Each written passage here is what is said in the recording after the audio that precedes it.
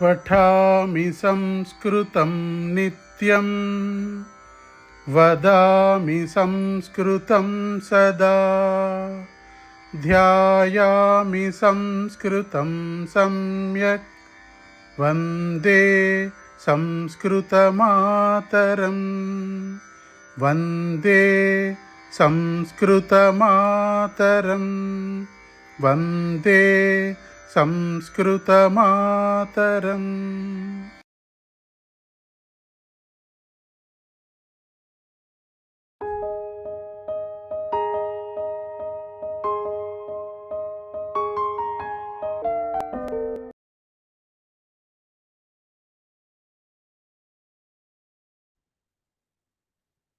ध्येय मंत्रः।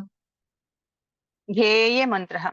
पठामि संस्कृतं नित्यं वदामि संस्कृतं सदा ध्यायामि संस्कृतं सम्यक् वन्दे संस्कृतमातरम्। संस्कृतस्य प्रसाराय नैजं सर्वं ददाम्यहम्। संस्कृतस्य सदा भक्तो वन्दे संस्कृतमातरम्। संस्कृतस्य कृते जीवन् संस्कृतस्य कृते यजन् आत्मानमाहुतं मन्ये वन्दे संस्कृतमातरम्। वन्दे संस्कृतमातरम्। धन्यवादाः महोदय। धन्यवादाः। तीयंడి మన ద్వితీయः పాఠः అభ్యాసः 28 పేజ్ నంబర్।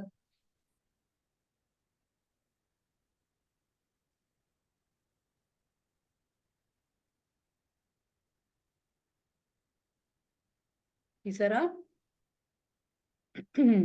విశేష్యం యొక్క లింగ వచన విభక్తులను గమనించండి. సూచించిన విశేషణం యొక్క యోగ్య రూపాన్ని ఖాళీ స్థలంలో వ్రాయండి. సో పక్కన విశేష్యం ఏ లింగము, ఏ వచనము, ఏ విభక్తిలో ఉందో చూసుకుని దాని ప్రకారంగా వాళ్ళు ఒక విశేషణమేమో ఉత్తమః ఇచ్చారు, రెండోది చతుర అనేది ఇచ్చారు. దానికి సంబంధించినటువంటివే రాయాలి. ఫస్ట్ కాలం అంతా ఉత్తమ తోటి చెప్పాలి, రెండో కాలం అంతా చతుర తోటి చెప్పాలి. సో బాలకం ఏమొస్తుంది? ఉత్తమం. ఉత్తమం బాలక బాలకేన ఉత్తమేన బాలకేన ఉత్తమేన బాలకేన బాలకాయ ఉత్తమాయ బాలకాయ ఉత్తమాయ బాలక బాలకాత్ ఉత్తమాత్ బాలకాత్ ఉత్తమాత్ బాలకాత్ బాలకస్య ఉత్తమస్య బాలకస్య ఉత్తమస్య బాలకస్య బాలకే ఉత్తమే బాలకే ఉత్తమే బాలకే బాలికయా ఉత్తమయా బాలికయా ఉత్తమయా బాలికాయై ఉత్తమాయై ఉత్తమాయై బాలికాయాః ఉత్తమాయాః బాలికాయాః ఉత్తమాయాః బాలికాయాం ఉత్తమాయాం బాలికాయాం. రైట్. నెక్స్ట్ ది చతుర శబ్దం తోటి చెప్పాలి. బాలకాన్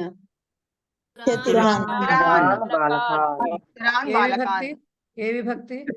ద్వితీయ బహువచనం. ఎస్. బాలికాః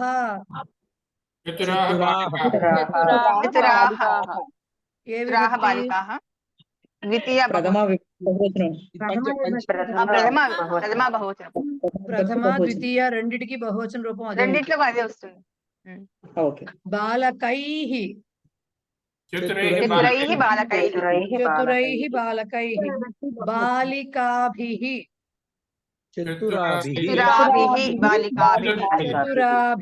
బాలికాభిః స్త్రీలింగం కాబట్టి బాలకేభ్యః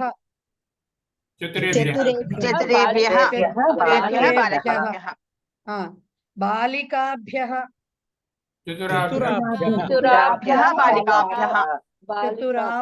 బాలికాభ్యః బాలకానాం చతురాణం బాలకానాం బాలకానాం చతురాణం అనా వస్తుంది కదా, చతురాణం కరెక్ట్. నా రావాలి. బాలికానాం చతురాణం చతురాణం చతురాణం అది కూడా అంతే. బాలికానాం అనే వస్తుంది, రైట్. బాలకేషు చతురేషు చతురేషు చతురేషు బాలకేషు. బాలికాసు చతురాసు చతురాసు బాలికాసు. అయిపోయింది కదా. నెక్స్ట్ ఆ బిట్ లోనేమో విశేషణాలు ఇచ్చారు, ఆ అదే కాలం లోనేమో విశేష్యాలు ఇచ్చారు మ్యాచింగ్. ఉన్నతాత్ వృక్షాత్ ఎత్తైన చెట్టు. ఉన్నతాత్ వృక్షాత్. వృక్షాత్ ఉన్నతాత్ వృక్షాత్. ఉన్నతే వృక్షే వృక్షే నూతనైః వస్త్రైః వస్త్రైః ఓకే వస్త్రైః. విశాలాయాం గృహాయాం గుహాయాం. గృ కాదండి, అది గుహాయాం సారీ గుహాయాం గుహ. గుహ అంటే కేవ్, గృహాయాం అనకూడదు. నెక్స్ట్ మలినాని వస్త్రాణి. ఉదారస్య జనస్య. దీర్ఘేణ దండేన అంటే పొడవైన కర్రతో అని అర్థం. ఉత్తమయ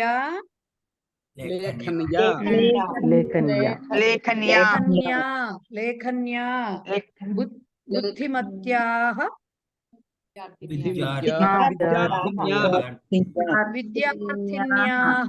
విద్యార్థిన్యాః చతురాయై బాలికాయై. అయిపోయిందా. నెక్స్ట్ సేమ్ అట్లాంటిదే చెప్పండి. చెప్పండి సార్. సమగ్రే విద్యార్థినాం కరెక్ట్. మళ్ళీ చెప్పండి సార్. బుద్ధిమానః విద్యార్థినాం.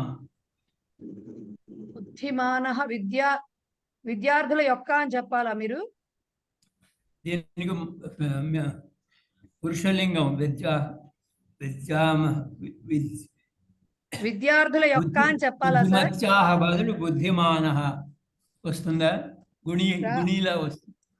గుణినః కదా, గుణినః వస్తుంది. బుద్ధిమాన్. బుద్ధిమాన్ గుణి శబ్దం లాగా రాదు కదా. ఆ, గుణి శబ్దంలా వచ్చేది విద్యార్థి అలా వస్తుంది. గుణినః అన్నప్పుడు విద్యార్థినః అని వస్తుంది. కానీ బుద్ధిమాన్ అనేది గుణి శబ్దం లాగా రాదు, శ్రీమాన్ శబ్దంలా వస్తుంది. ఇప్పుడు ఇక్కడ బుద్ధిమతి బాలికాకి చతుర్థి విభక్తి, పంచమి విభక్తి और షష్ఠీ విభక్తి బుద్ధిమత్యాః బాలికాయాః వస్తుంది.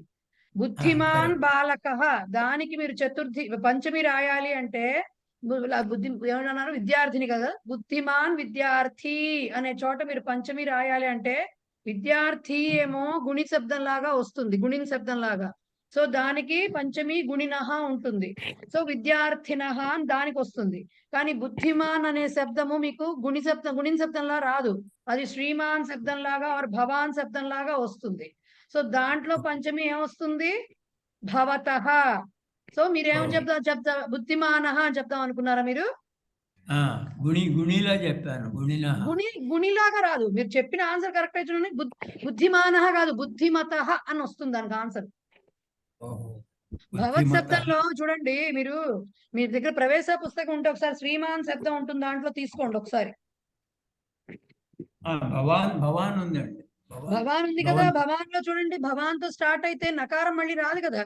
భవాన్ శబ్దంలో పంచమి और షష్ఠి ఏమొస్తుంది, భవతః అని వస్తుంది. సో బుద్ధిమతః విద్యార్థినః అని రావాలి దానికి. విద్యార్థినాం కదా, బహువచనం కదా. కాదు సార్, అదే చెప్తున్నా. విద్యార్థి అనేది విద్యార్థిన్ అనే శబ్దం నుంచి వచ్చింది. ఆ విద్యార్థి అనేది గుణిన్ శబ్దంలా వస్తుంది. కానీ బుద్ధిమాన్ అనేది శ్రీమాన్ శబ్దంలో ఆర్ భవాన్ శబ్దంలో వస్తుంది. రెండు రకాల అంతాలు, రెండు రకాల లింగాలు. లింగాలు కాదు, లింగం ఒకటే ఉంటుంది, రెండు రకాల అంతాలు. విద్యార్థి శబ్దం ఏమో నకారాంత పుంలింగ శబ్దము లైక్ గుణిన్.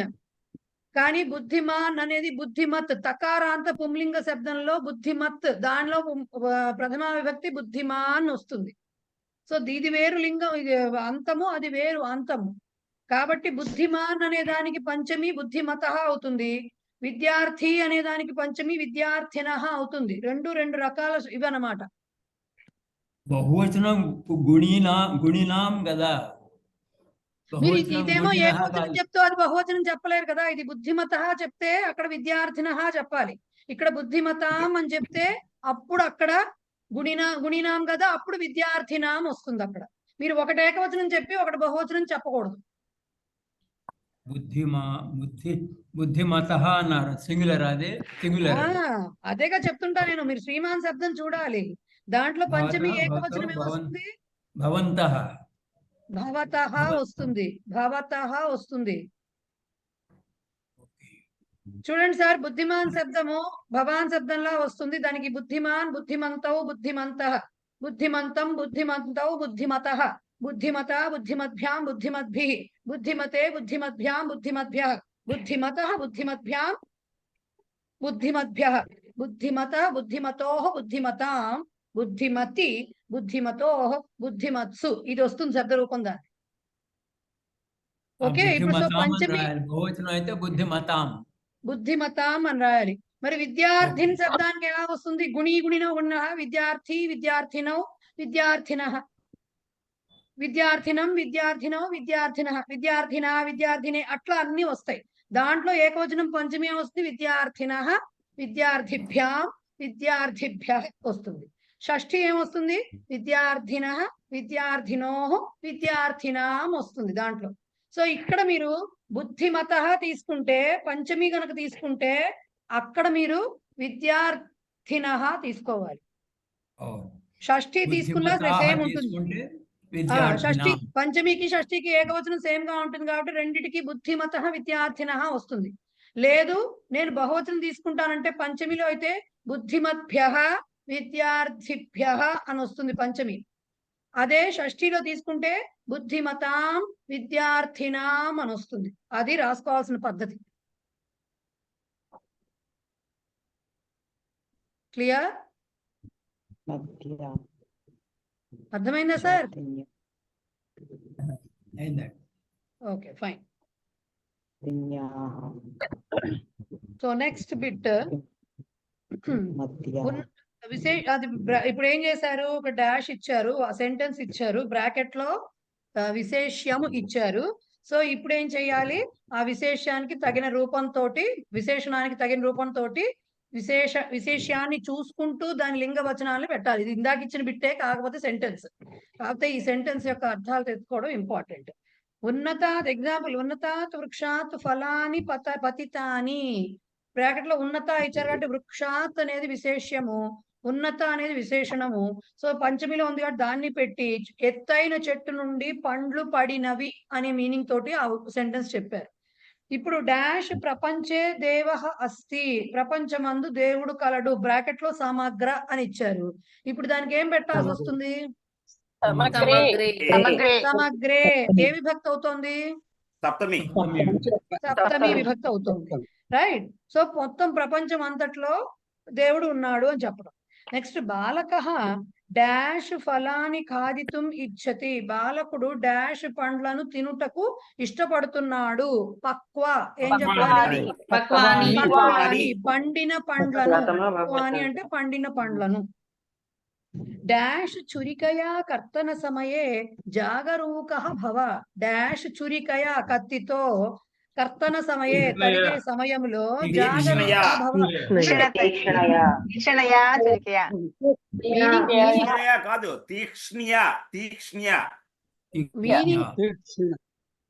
మీనింగ్ తెలుసుకోవాలి కదా. జాగరూకః భవ, జాగ్రత్తగా ఉండు అని చెప్పడం దాని మీనింగ్. సో ఇప్పుడు తీక్ష్ణ అని ఉంది. చురిక అనేది స్త్రీలింగము, తృతీయాలో వచ్చింది కాబట్టి చురికయ అని తీక్ష్ణ యా రాయాలి. తీక్ష్ణ, నాకి దీర్ఘం పెట్టకూడదు. తీక్ష్ణ మామూలుగా నా కంప్లీట్ గా రాయాలి, బట్ దీర్ఘం పెట్టలేదు. దీర్ఘం పెట్టకుండా తీక్ష్ణ యా రాయాలి. తీక్ష్ణ తడా కాదు, మళ్ళీ నకారం ఫుల్ గా ఉంటుంది. నా సో తీక్ష్ణ యా, తీక్ష్ణయా యా. చురికయా అనేది రాయాలి. క్షా హాఫ్ రాయాలండి. క్షా హాఫ్, నా ఫుల్ రాయాలి, కానీ నాకు దీర్ఘం ఇవ్వకూడదు. మళ్ళీ మామూలుగా యా ఫుల్ గా రాయాలి, దీర్ఘం కూడా పెట్టాలి. తీక్ష్ణయా చా హాఫ్ చురికయా. రాయాలి. అయ్యో ముందు రాస్తాను.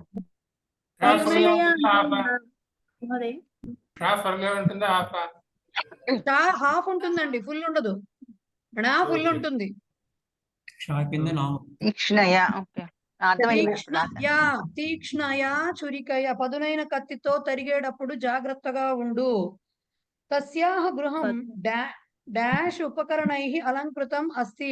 ఆమె యొక్క ఇల్లు డాష్ ఉండండి సార్, ఉండండి ఒక్క నిమిషం ఉండండి. అలా అర్థం చెప్పనివ్వండి ఫస్ట్ నన్ను. డాష్ ఉపకరణములతో అలంకరించబడి ఉన్నది. ఇప్పుడు ఆధునిక అన్నారు, ఇప్పుడు చెప్పండి దానికి ఏంటో. ఆధునికై ఉపకరణై. రాధిక డాష్ సఖీహి గృహం ప్రతి ఆహూతవతి. రాధిక అనే అమ్మాయి డాష్ సఖీహి అంటే స్నేహితురాండ్రను అంటే స్నేహితురాళ్లను. సఖీహి అనేది ఎవరో మాట్లాడుతున్నారండి, ప్లీజ్. అత్మీభిః కరెక్టా? అత్మీభిః. సఖీభి కాదు, సఖీహి కరెక్ట్. సఖీహి అంటే గౌరీహి లాగా ద్వితీయ బహువచనం అది.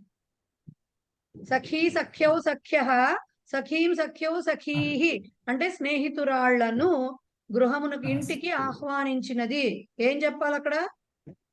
ఆత్మీయాః సఖీహి.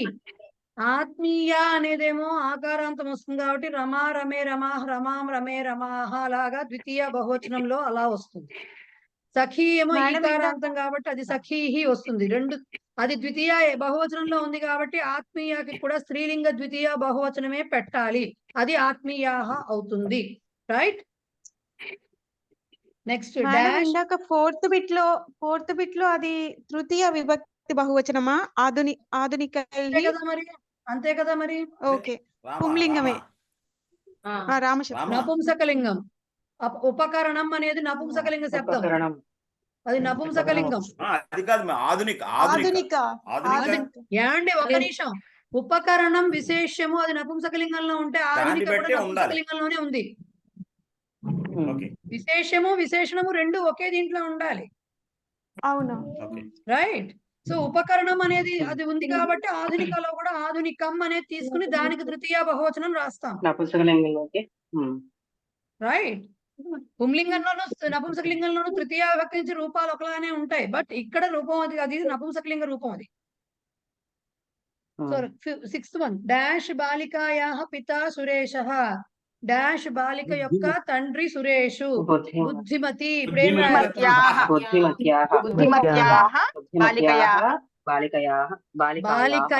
కాదండి, బాలికాయాః. ఇవే తప్పులు పోయేది అక్కడ. మనం ఏమంటామో అదే రాస్తూ ఉంటాము, అవే తప్పులు పోతాయి. నా లాంటి వాళ్ళు వస్తే పేపర్ లో ఆ మార్కులు కట్ చేస్తారు పరిచయం నుంచి. Please be careful. ఎందుకంటే లాంగ్వేజ్ కి ఎప్పుడు, భాషకి ఎప్పుడు స్పెల్లింగ్ ఈజ్ వెరీ ఇంపార్టెంట్ అండి. ఒక్క ఇకారం అటు ఇటు అయితే మీనింగ్స్ మారిపోతాయి. ఒక్క విసర్గ అటు ఇటు అయినా, ఒక్క అకారం అటు ఇటు అయినా మీనింగ్స్ మారిపోతాయి. So we should be very careful. ప్రవేశ అయిపోయింది కదా, మనం ప్రమోషన్ వచ్చింది, సో మనం చాలా జాగ్రత్తగా ఉండాలి. బాలికాయాః అనే అనాలి, బాలికయాః అనకూడదు. అలాంటి మాట లేదు అసలు. డాష్ ఛాత్రేభ్యః విశేష శిక్షణం ప్రదత్తం. డాష్ విద్యార్థులకు ప్రత్యేక శిక్షణ ఇవ్వబడినది. చతురేభ్యః.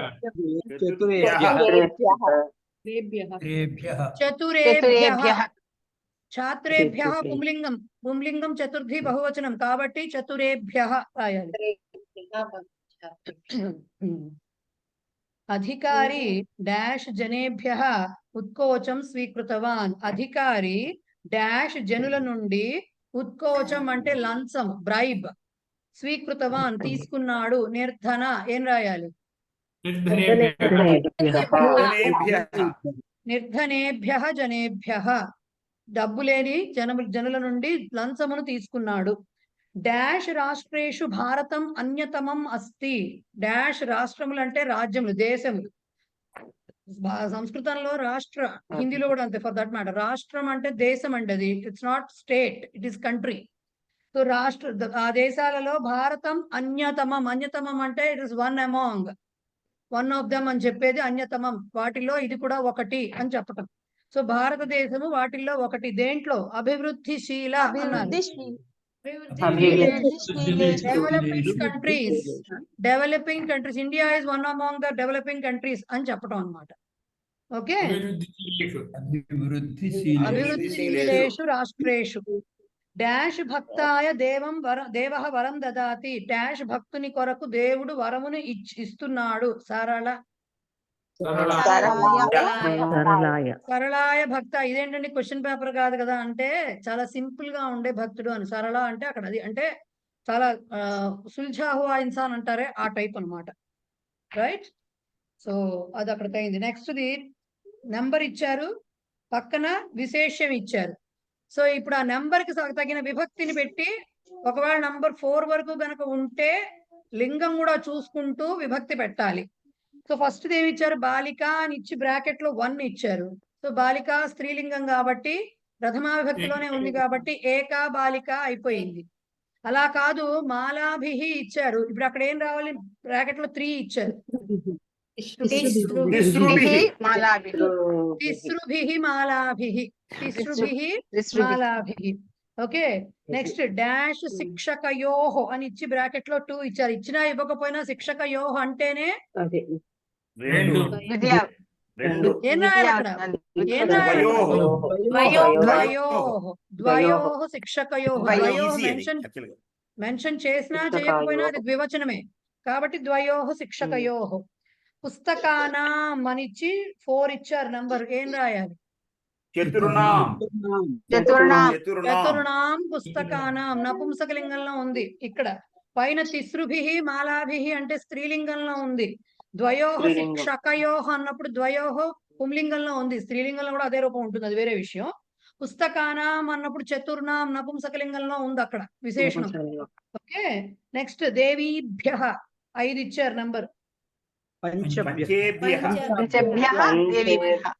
పంచేభ్యః ఉత్తరీయేభ్యః ఉండదండి, పంచభ్యః ఉంటుంది.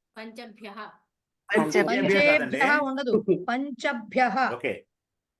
పంచభ్యః దేవీభ్యః. నెంబర్ 5 కాబట్టి అక్కడ పక్కన స్త్రీలింగం ఉన్నా పుంలింగం ఉన్నా మనకు సంబంధం లేదు. దేవీభ్యః పంచమి చతుర్థి పంచమి అవుతుంది. సో పంచభ్యః దేవీభ్యః. ప్రకోష్ఠేషు నెంబర్ 3.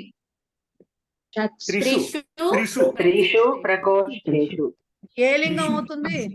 ఏ లింగం అవుతుంది?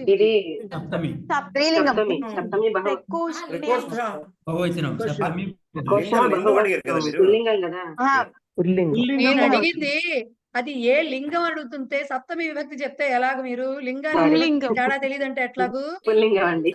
పుంలింగము. త్రిషు అనేది ఎలా తెలిసింది? ప్రకోష్ఠ అనేది పుంలింగ శబ్దం కాబట్టి ఇక్కడ త్రిషు పుంలింగంలో ఉందని చెప్పాలి. అది త్రిషు పుస్తకేషు అని ఇచ్చారనుకోండి, అప్పుడు పుస్తకేషు నపుంసకలింగం కాబట్టి అక్కడ త్రిషు నపుంసకలింగంలో ఉందని చెప్పాలి. రైట్. ఓకే. డాష్ ఆసందైహి నెంబర్ 7.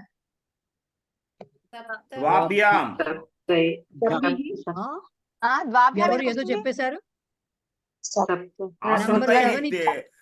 7 ఇచ్చారు సార్.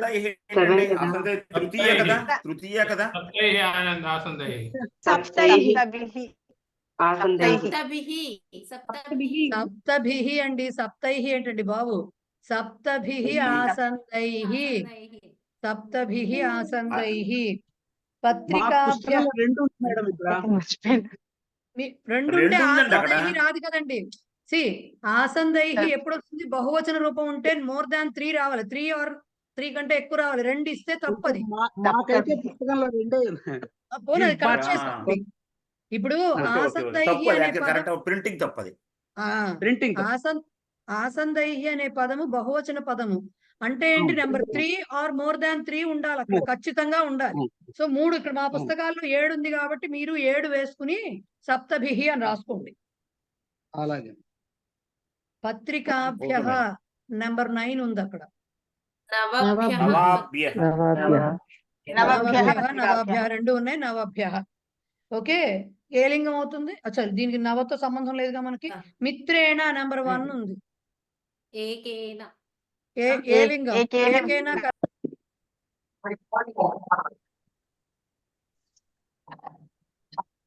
సో ఇప్పుడు మిత్రేణ అని ఉంటే అది ఏకేనా అని ఉంది, ఏ లింగం అవుతుంది అది?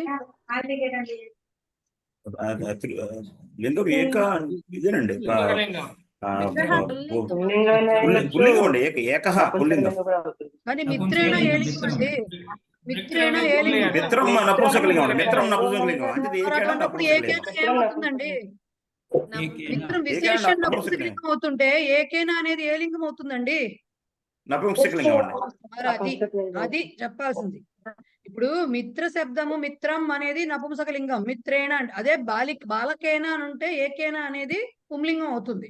కానీ మిత్రేణ అని ఉంటే ఏకేనా అనేది ఏమవుతుంది? నపుంసకలింగంలో ఉంటుంది. అది రూపాలు ఒకటే మూడవ విభక్తి నుంచి, బట్ మీకు పుంలింగం అది పక్కనున్న విశేషం ఏ లింగమో చెప్పాలి, తక్కువ మనం ఆలోచించకుండా చెప్పకూడదు. అందుకే సో నెక్స్ట్ శాఖాసు అది నెంబర్ ఎంత ఇచ్చాడు మేడం? మిత్రేణ నెంబర్ ఎంత ఇచ్చాడు? షట్సు శాఖాసు. 6 ఇచ్చాడా? మాకు 2 ఇచ్చాడు. షట్సు ఇచ్చాడండి దీంట్లో. షట్సు శాఖాసు, షట్సు శాఖాసు, రైట్. నెక్స్ట్ గృహేభ్యః 10 దశభ్యః. ఓకే, దశభ్యః గృహేభ్యః అయిందా? ఇక్కడ కేర్ఫుల్ గా నాకు నెమ్మదిగా చెప్పాలి. ఓకే మేడం ఒక డౌట్ మేడం, చెప్పండి సార్. సఖై ఏ విభక్తి అది? సఖై లేదండి యాక్చువల్ గా అలాంటి పదము. సఖా శబ్దము సఖాయో సఖాయః అని వస్తుందండి, అది వేరు. పుల్లింగంలోను సఖై అని రాదు, సఖాభిః అని వస్తుంది. అది కూడా మరి ఎగ్జాంపుల్ లో సఖై అని ఇచ్చాడు. ఎక్కడ ఇచ్చారు? 5వ ఎగ్జాంపుల్ ఇంతకు ముందు. సఖీహి అండి, అది సఖీహి ద్వితీయ విభక్తి బహువచనం చెప్పాను ఇందాక, అదే సఖీహి. అది సఖైహి కాదు సార్, అది సఖీహి, గౌరీహి లాగా ద్వితీయ విభక్తి. ఒక్క నిమిషం, ద్వితీయ విభక్తి ఏకవచనం బహువచనం అండి అది. ఎస్, అందరు జాయిన్ అయ్యారు. జ్యోత్స్న గారు ఒకసారి లాగిన్ మొత్తం స్విచ్ ఆఫ్ చేసి స్విచ్ ఆన్ చేసుకోండి మీరు. ఆత్మీయాహ అని చెప్పారు, మరి ద్వితీయ అదే విభక్తి అయితే? అవును సార్. ఒక్క నిమిషం అందరు ఆగండి, కాంగా ఉండండి అందరూ. సఖీహి ఆత్మీయురాళ్ళైన స్నేహితురాళ్లను అండి, ఆత్మీయురాళ్ళైన స్నేహితురాళ్లను ఎవరు? రాధిక ఇంటికి పిలిచింది అండి, దాని మీనింగ్. సో ఆత్మీయురాళ్ళైన అంటే ఏంటి? అక్కడ ఆత్మీయురాళ్ళు అంటే ఏంటి? అది బహువచనం చెప్పాలి మనం దీంట్లో. సఖీహి అంటే స్నేహితురాళ్లను అంటున్నారు కాబట్టి ద్వితీయ విభక్తి బహువచనం. సఖీ శబ్దానికి, స్త్రీలింగ శబ్దానికి సఖీహి అనేది ద్వితీయ విభక్తి బహువచనము. ఆత్మీయ అనేటువంటి విశేషణానికి స్త్రీలింగ రూపము ఆత్మీయ. ఆత్మీయ సఖీ, ఆత్మీయురాలైన స్నేహితురాలు. ఆత్మీయాః సఖ్యః, ఆత్మీయురాలైన స్నేహితురాళ్ళు. దాంట్లో ఆత్మీయాం సఖీం అంటే ఆత్మీయురాలైన స్నేహితురాలిని, ద్వితీయ ఏకవచనం. ఆత్మీయాః సఖీహి, ఆత్మీయురాళ్ళైన స్నేహితురాళ్లను, ద్వితీయ బహువచనము. అలా చూసుకోవాలి. క్లియర్? ఆత్మీయ శబ్దం వేరండి, అది ఆకారాంత స్త్రీలింగ శబ్దం. ఆత్మీయ అనేటువంటి విశేషణ పదానికి ఆత్మీయ పుంలింగం, ఆత్మీయా స్త్రీలింగం, ఆత్మీయం నపుంసకలింగం వస్తాయి. ఇప్పుడు మనకు స్త్రీలింగ శబ్దం కావాలి కాబట్టి ఆత్మీయ తీసుకోవాలి, అది ఆకారాంత స్త్రీలింగ శబ్దము. దానికి ద్వితీయ విభక్తి బహువచనం ఏమిటి? ఆత్మీయాః, అది పక్కన పెట్టుకోవాలి. సఖీ శబ్దంలో ఎందుకు పక్కన పెట్టుకోవాలి? అది సఖీహి ఇచ్చారు కాబట్టి. అది ఈకారాంత శబ్దం, అది ఈకారాంతంలో ద్వితీయ విభక్తి బహువచనంలో ఉంది స్త్రీలింగంలో. కాబట్టి విశేషణాన్ని కూడా మనము స్త్రీలింగ బహువచనం ద్వితీయ విభక్తి లెక్కేసుకోవాలి. అది ఏ అంతంలో ఉందో ఆ శబ్దాన్ని బట్టి దాని రూపం వస్తుంది. ఇప్పుడు అర్థమైందా సార్? రైట్. నెక్స్ట్ ఇది సంఖ్యలను ఉపయోగించి వాక్యాలు.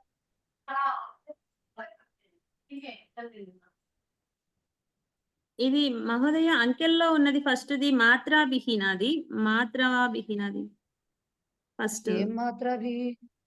అదే అంటే ఫస్ట్ ఉంది కదా మాలాభిః. ఉదాహరణకు మాలాభిః మాలాభిః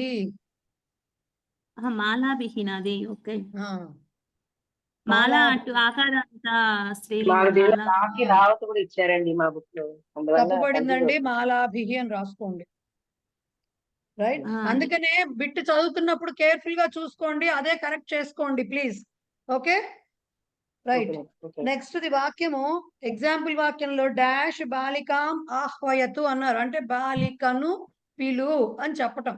బాలికాం అనేది స్త్రీలింగం, ద్వితీయ విభక్తి ఏకవచనంలో ఉంది కాబట్టి నెంబర్ 1 ఇచ్చారు కాబట్టి ఏకాం అని రాయాలి ద్వితీయ విభక్తిలో. సో ఏకాం బాలికాం అని వచ్చింది.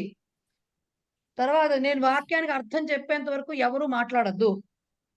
తే డాష్ శిక్షకాన్ ప్రేషితవంతః, వారు డాష్ శిక్షకులను పంపించినారు. సో శిక్షకాన్ వస్తోంది అంటే ద్వితీయ విభక్తి వస్తోంది. నంబర్ ఎంత ఇచ్చారు? 3 ఇచ్చారు. ఇప్పుడు 3 శబ్దంలో పుంలింగం, శిక్షకాన్ అనేది పుంలింగంలో ద్వితీయ కాబట్టి నెంబర్ 3 ఇచ్చినప్పుడు మనం పుంలింగంలో చెప్పాలి. ద్వితీయ విభక్తి ఎలా వస్తుంది? శిక్షకాన్. కరెక్ట్, 3 శిక్షకాన్ అని చెప్పాలి. నెక్స్ట్ డాష్ మార్గదర్శిన్యః గచ్చంతి. మార్గదర్శక అంటేనేమో గైడ్. ఓకే, గైడ్ అంటే ఎవరు? మార్గదర్శనం చేసేవాడు, గైడ్. సో పుంలింగం మార్గదర్శి. ఇక్కడ ఏమంటారు? దర్శిన్యః అన్నారు. మార్గదర్శిని అంటే స్త్రీలింగం, ఫీమేల్ గైడ్. గచ్చంతి ముగ్గురు వెళుతున్నారు అని చెప్పాలి. నలుగురు, 4 నెంబర్ ఇచ్చారు, నలుగురు అని చెప్పాలి. దానికి ఏం చెప్పాలి? చతస్రః. చతస్రః. ఎందుకు? మార్గదర్శిన్యః అనేది జస్ట్ ప్రథమా విభక్తిలో ఉంది, స్త్రీలింగము. స్త్రీలింగము ప్రథమా విభక్తిలో ఉంది కాబట్టి నెంబర్ 4 కి స్త్రీలింగం ప్రథమా విభక్తి ఏంటి? చతస్రః. కాబట్టి అది రాయాలి. నెక్స్ట్ డాష్ కక్ష్యాసు పాఠః ప్రచలతి. డాష్ తరగతి గదులలో పాఠము జరుగుతున్నది. నంబర్ ఎంత ఇచ్చారు? 6 ఇచ్చారు. ఏం రాయాలి? షట్సు. ఇక్కడ విభక్తి చాలు, ఎందుకంటే నెంబర్ 5 నుంచి వచ్చే వాటికి లింగ భేదాలు ఉండవు కాబట్టి ఓన్లీ విభక్తి చూసుకుంటే చాలు. కక్ష్యాసు సప్తమిలో ఉంది కాబట్టి షట్సు అని సప్తమి చెప్పుకోవాలి. నెక్స్ట్ ఉత్తీర్ణానాం డాష్ బాలానాం నామాని వద. ఉత్తీర్ణానాం ఉత్తీర్ణులైనటువంటి డాష్ బాలకుల యొక్క పేర్లు చెప్పండి. చెప్పు. 10 మంది అని చెప్పాలి.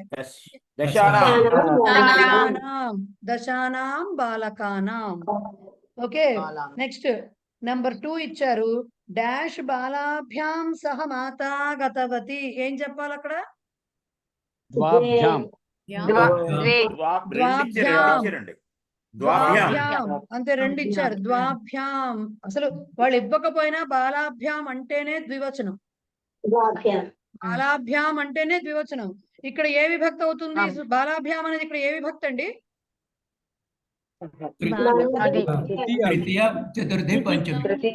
ఇక్కడ వాక్యంలో బాలాభ్యాం ఏ విభక్తి? ఈ వాక్యంలో బాలాభ్యాం ఏ విభక్తి? తృతీయ విభక్తి. ఎందుకు? అది కరెక్ట్. మర్చిపోనండి, నేను మర్చిపోను ఇంకది. బాగా గుర్తుందండి. ఇప్పుడు ఇలా ఇచ్చినప్పుడు బాలాభ్యాం అనేది 3 విభక్తుల్లోనూ ఉన్నప్పటికీ ద్వివచనంలో వాక్యంలో మీరు ఇక్కడ ఈ వాక్యం చదివి ఇది ఏ విభక్తిలో ఉంది అంటే వాక్యానికి రిఫరెన్స్ తోటే చెప్పాలి ఎప్పుడు కూడా. సో అది తృతీయ విభక్తి ఎందుకు సహా వచ్చింది కాబట్టి. సో ఇద్దరు బాలలతో కలిసి తల్లి వెళ్ళినది అని చెప్పడం దానికి అర్థం. Next dash వర్ణైహి ఆకాశః శోభతే. వర్ణములతో ఆకాశము శోభిల్లుతున్నది. 3 వర్ణః పుంలింగ శబ్దం. ఇప్పుడు చెప్పండి. త్రిభిః. త్రిభిః వర్ణైః. Okay right. నెక్స్ట్ సహ డాష్ భాషాః జానాతి. అతడు 8 భాషలు ఎరుగును అంటే తెలిసి ఉన్నాడు. అష్ట చాలు, అష్ట భాషాః. ఇంకేం రాయకర్ల. భాషా ప్రథమ విభక్తిలో ఉంది కాబట్టి అష్ట భాష. పెట్టకూడదా మహోదయ? అష్టాహ అని పెట్టకూడదండి, అష్ట భాషాః అంతే. సో అయిపోయింది. గురువు డాష్ శిష్యాయ మంత్రదీక్షాం దత్తవాన్. గురువు ఒక ఇది డాష్ ఉంది, శిష్యుని కొరకు మంత్రదీక్షను ఇచ్చాడు. నెంబర్ 1 ఉంది, ఏం రాయాలి అక్కడ? ఏకస్మై. ఏకస్మై. ఏకస్మై. శిష్యాయ అనేది పుంలింగము, ఏంటంట చతుర్థి ఏకవచనం కాబట్టి ఏక శబ్దంలో పుంలింగంలో చతుర్థి విభక్తి చెప్పాలి. సో ఏకస్మై అని చెప్పాలి. ఓకే, నెక్స్ట్ డాష్ పాండవేషు ధర్మరాజ జ్యేష్ఠ.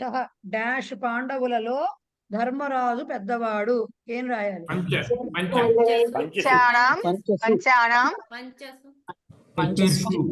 పాండవేషు అని ఇచ్చినప్పుడు పంచానాం ఎలా రాస్తారు? పంచసు పాండవేషు. పంచసు పంచసు షు కాదు, పంచసు. పంచసు పాండవేషు. షష్ఠి కాదు, సప్తమి.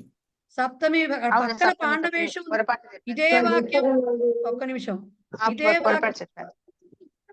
ఇదే వాక్యం షష్ఠిలో కూడా చెప్పొచ్చు. పంచానాం పాండవానాం అని కూడా చెప్పిన సేమ్ వాక్యం తప్పులేదు. కానీ వాళ్ళు పాండవేషు ఇచ్చినప్పుడు మనం పంచానాం రాయకూడదు, పంచసువే రాయాలి.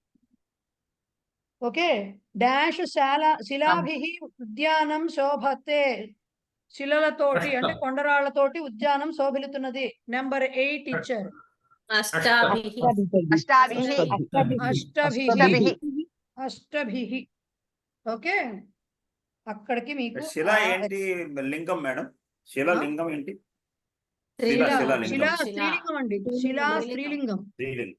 శిలాభిః Okay. వచ్చింది కదా, మాలాభిః రమాభిః లాగా వచ్చింది కదా. ఓకే శిలాభిః, Okay. దాన్ని బట్టే శిలా స్త్రీలింగం అని తెలుసుకోవాలి. ఓకే ఓకే,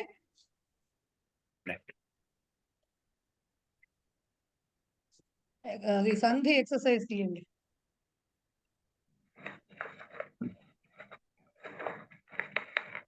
ఇది చూస్తాను నేను చూడలేదు. సంధి ఎక్సర్సైజ్ తీయండి. ఇది బాగుంటుంది, 40 పేజీ. ఈజీగా ఉంటుంది. వాళ్ళు చెప్పారు సరే సరే. చాపీని ఎలా విడదీశారు? చా ప్లస్ ఇది ఒక్కటి ఫస్ట్ పాయింట్ అండి. ఇది ఇక్కడ ఇచ్చిన ఫస్ట్ రోమన్ నెంబర్ 1 ఎక్సర్సైజ్ అయితే మీరు చేసుకోవచ్చు. ఎందుకంటే వాళ్ళు విడదీసి కూడా వాళ్ళే ఇచ్చారు. జస్ట్ ఏ లెటర్ యాడ్ అవుతున్నది అది మీరు రాసుకోవాలి. అది మీరు రాయొచ్చు. Right. రైట్, అక్కడికి చివరిలో, ఎందుకంటే తాపస ఆశ్రమ అన్నప్పుడు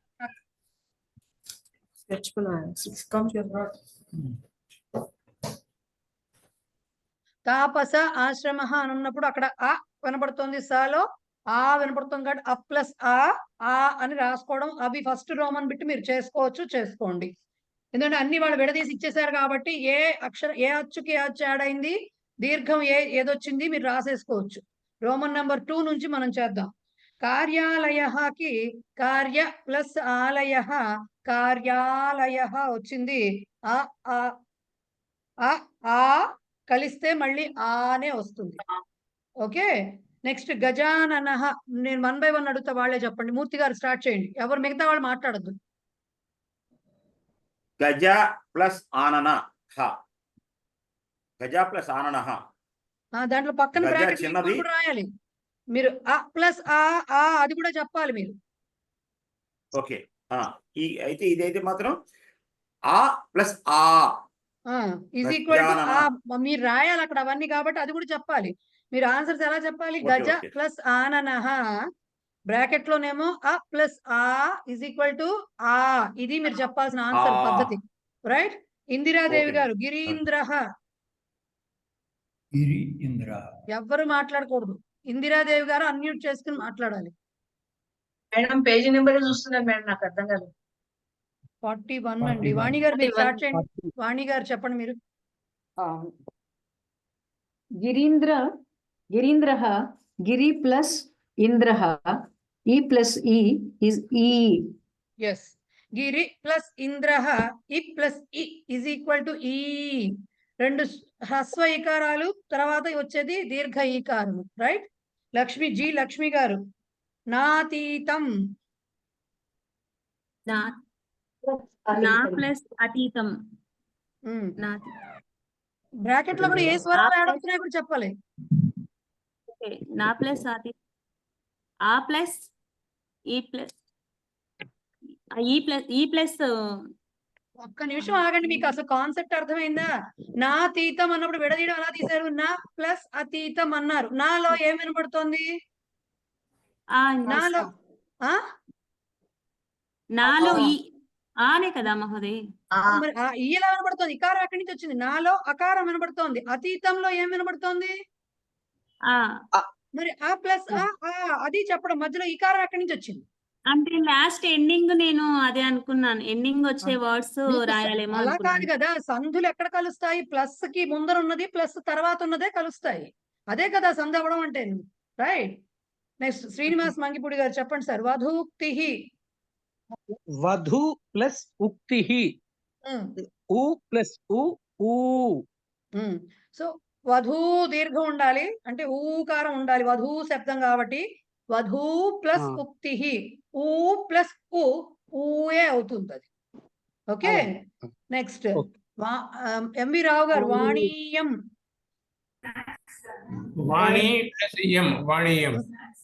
ఈ ప్లస్ ఈ అంతే, రెండిట్లో ఫస్ట్ దేమో దీర్ఘ ఈకారము, తర్వాతది హ్రస్వ ఈకారము.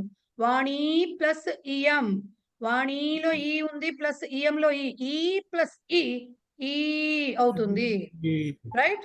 ఫణీశ్వరి గారు భవతూత్సాహ. ఫణీశ్వరి గారు అన్మ్యూట్ చేసి చెప్పాను సార్. భవత్ ప్లస్ ఉత్సాహ. మళ్ళీ చెప్పండి, మళ్ళీ చెప్పండి. భవతు ప్లస్ ఉత్సాహ. ఊ ప్లస్ ఉకారం ప్లస్ ఉకారం అండి. ఊ ప్లస్ ఏమైందండి? అది కూడా చెప్పాలి కదా. భవతూత్సాహ అయిందండి. అది కాదండి, మీరు నాకు చెప్పడం కాదు. అక్కడ వాళ్ళు డాష్లు ఎలా ఇచ్చారు? సంధి కలిసిన పదం ఇచ్చారు, రెండు పదాలుగా విడగొట్టడానికి డాష్ ప్లస్ డాష్ ఇచ్చారు. సో భవతు ప్లస్ ఉత్సాహ అయింది. తర్వాత బ్రాకెట్ లో ఏం చేశారు? అచ్చులకి ఫస్ట్ అచ్చు ప్లస్ సెకండ్ అచ్చు ఈజ్ ఈక్వల్ టు లాస్ట్ వచ్చే అచ్చు. అవి కూడా చెప్పాలి మీరు, అది నేను అంటున్నది. భవతు అన్న చోట ఉకారం వచ్చిందండి, ఉకారం వచ్చింది ప్లస్ ఉకారం ఊ ప్లస్ ఉకారము ప్లస్ ఉకారము తూ అయిందండి. తూ అవదండి, ఊ ప్లస్ ఊ అండి. ఒకటి క్లియర్ గా అర్థం చేసుకోండి అందరూ. మీరు ఫస్ట్ డాష్ లో రాయాల్సింది విడివిడి పదాలు, తర్వాత బ్రాకెట్స్ లో రాయాల్సింది కేవలం స్వరాలు, యాడ్ అవుతున్న స్వరాలు. తూ రాయకూడదు, ఊ ప్లస్ ఊ అని రాయాలి, అది గుర్తు పెట్టుకోండి. Okay fine. ఇందిరా గారు, ఇందిరా పోతరాజు గారు నెక్స్ట్. ఏవాయం. ఇందిర గారు అన్మ్యూట్ చేసుకుని చెప్పాలి.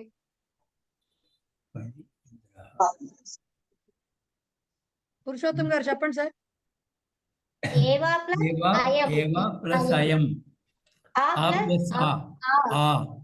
ఇద్దరు చెప్పేశారు కానండి. ఏవా ప్లస్ అయం ఏవాయం ఆ ప్లస్ ఆ ఇద్దరు చెప్పారు, అయిపోయింది. శిరీష గారు ఫణీంద్ర చెప్పండి. ప్లస్ ఇంద్ర ఈ ప్లస్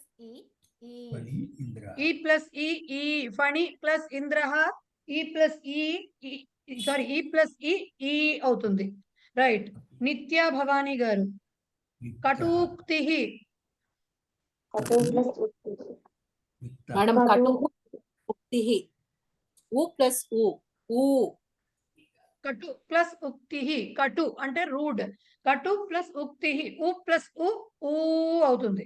కవిత గారు సుఖాసనం. సుఖ ప్లస్ ఆసనం ఆ ప్లస్ ఆ అంతే, సుఖ ప్లస్ ఆసనం ఆ ప్లస్ ఆ.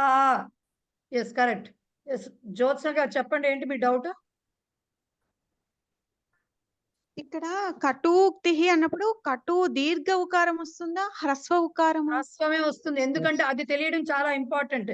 కటు వచనం అనరు, కటు వచనం అంటారు. సో ఆ పదం తెలియడం కూడా ఇంపార్టెంటే. కటు హ్రస్వ ఉకారం వస్తుంది.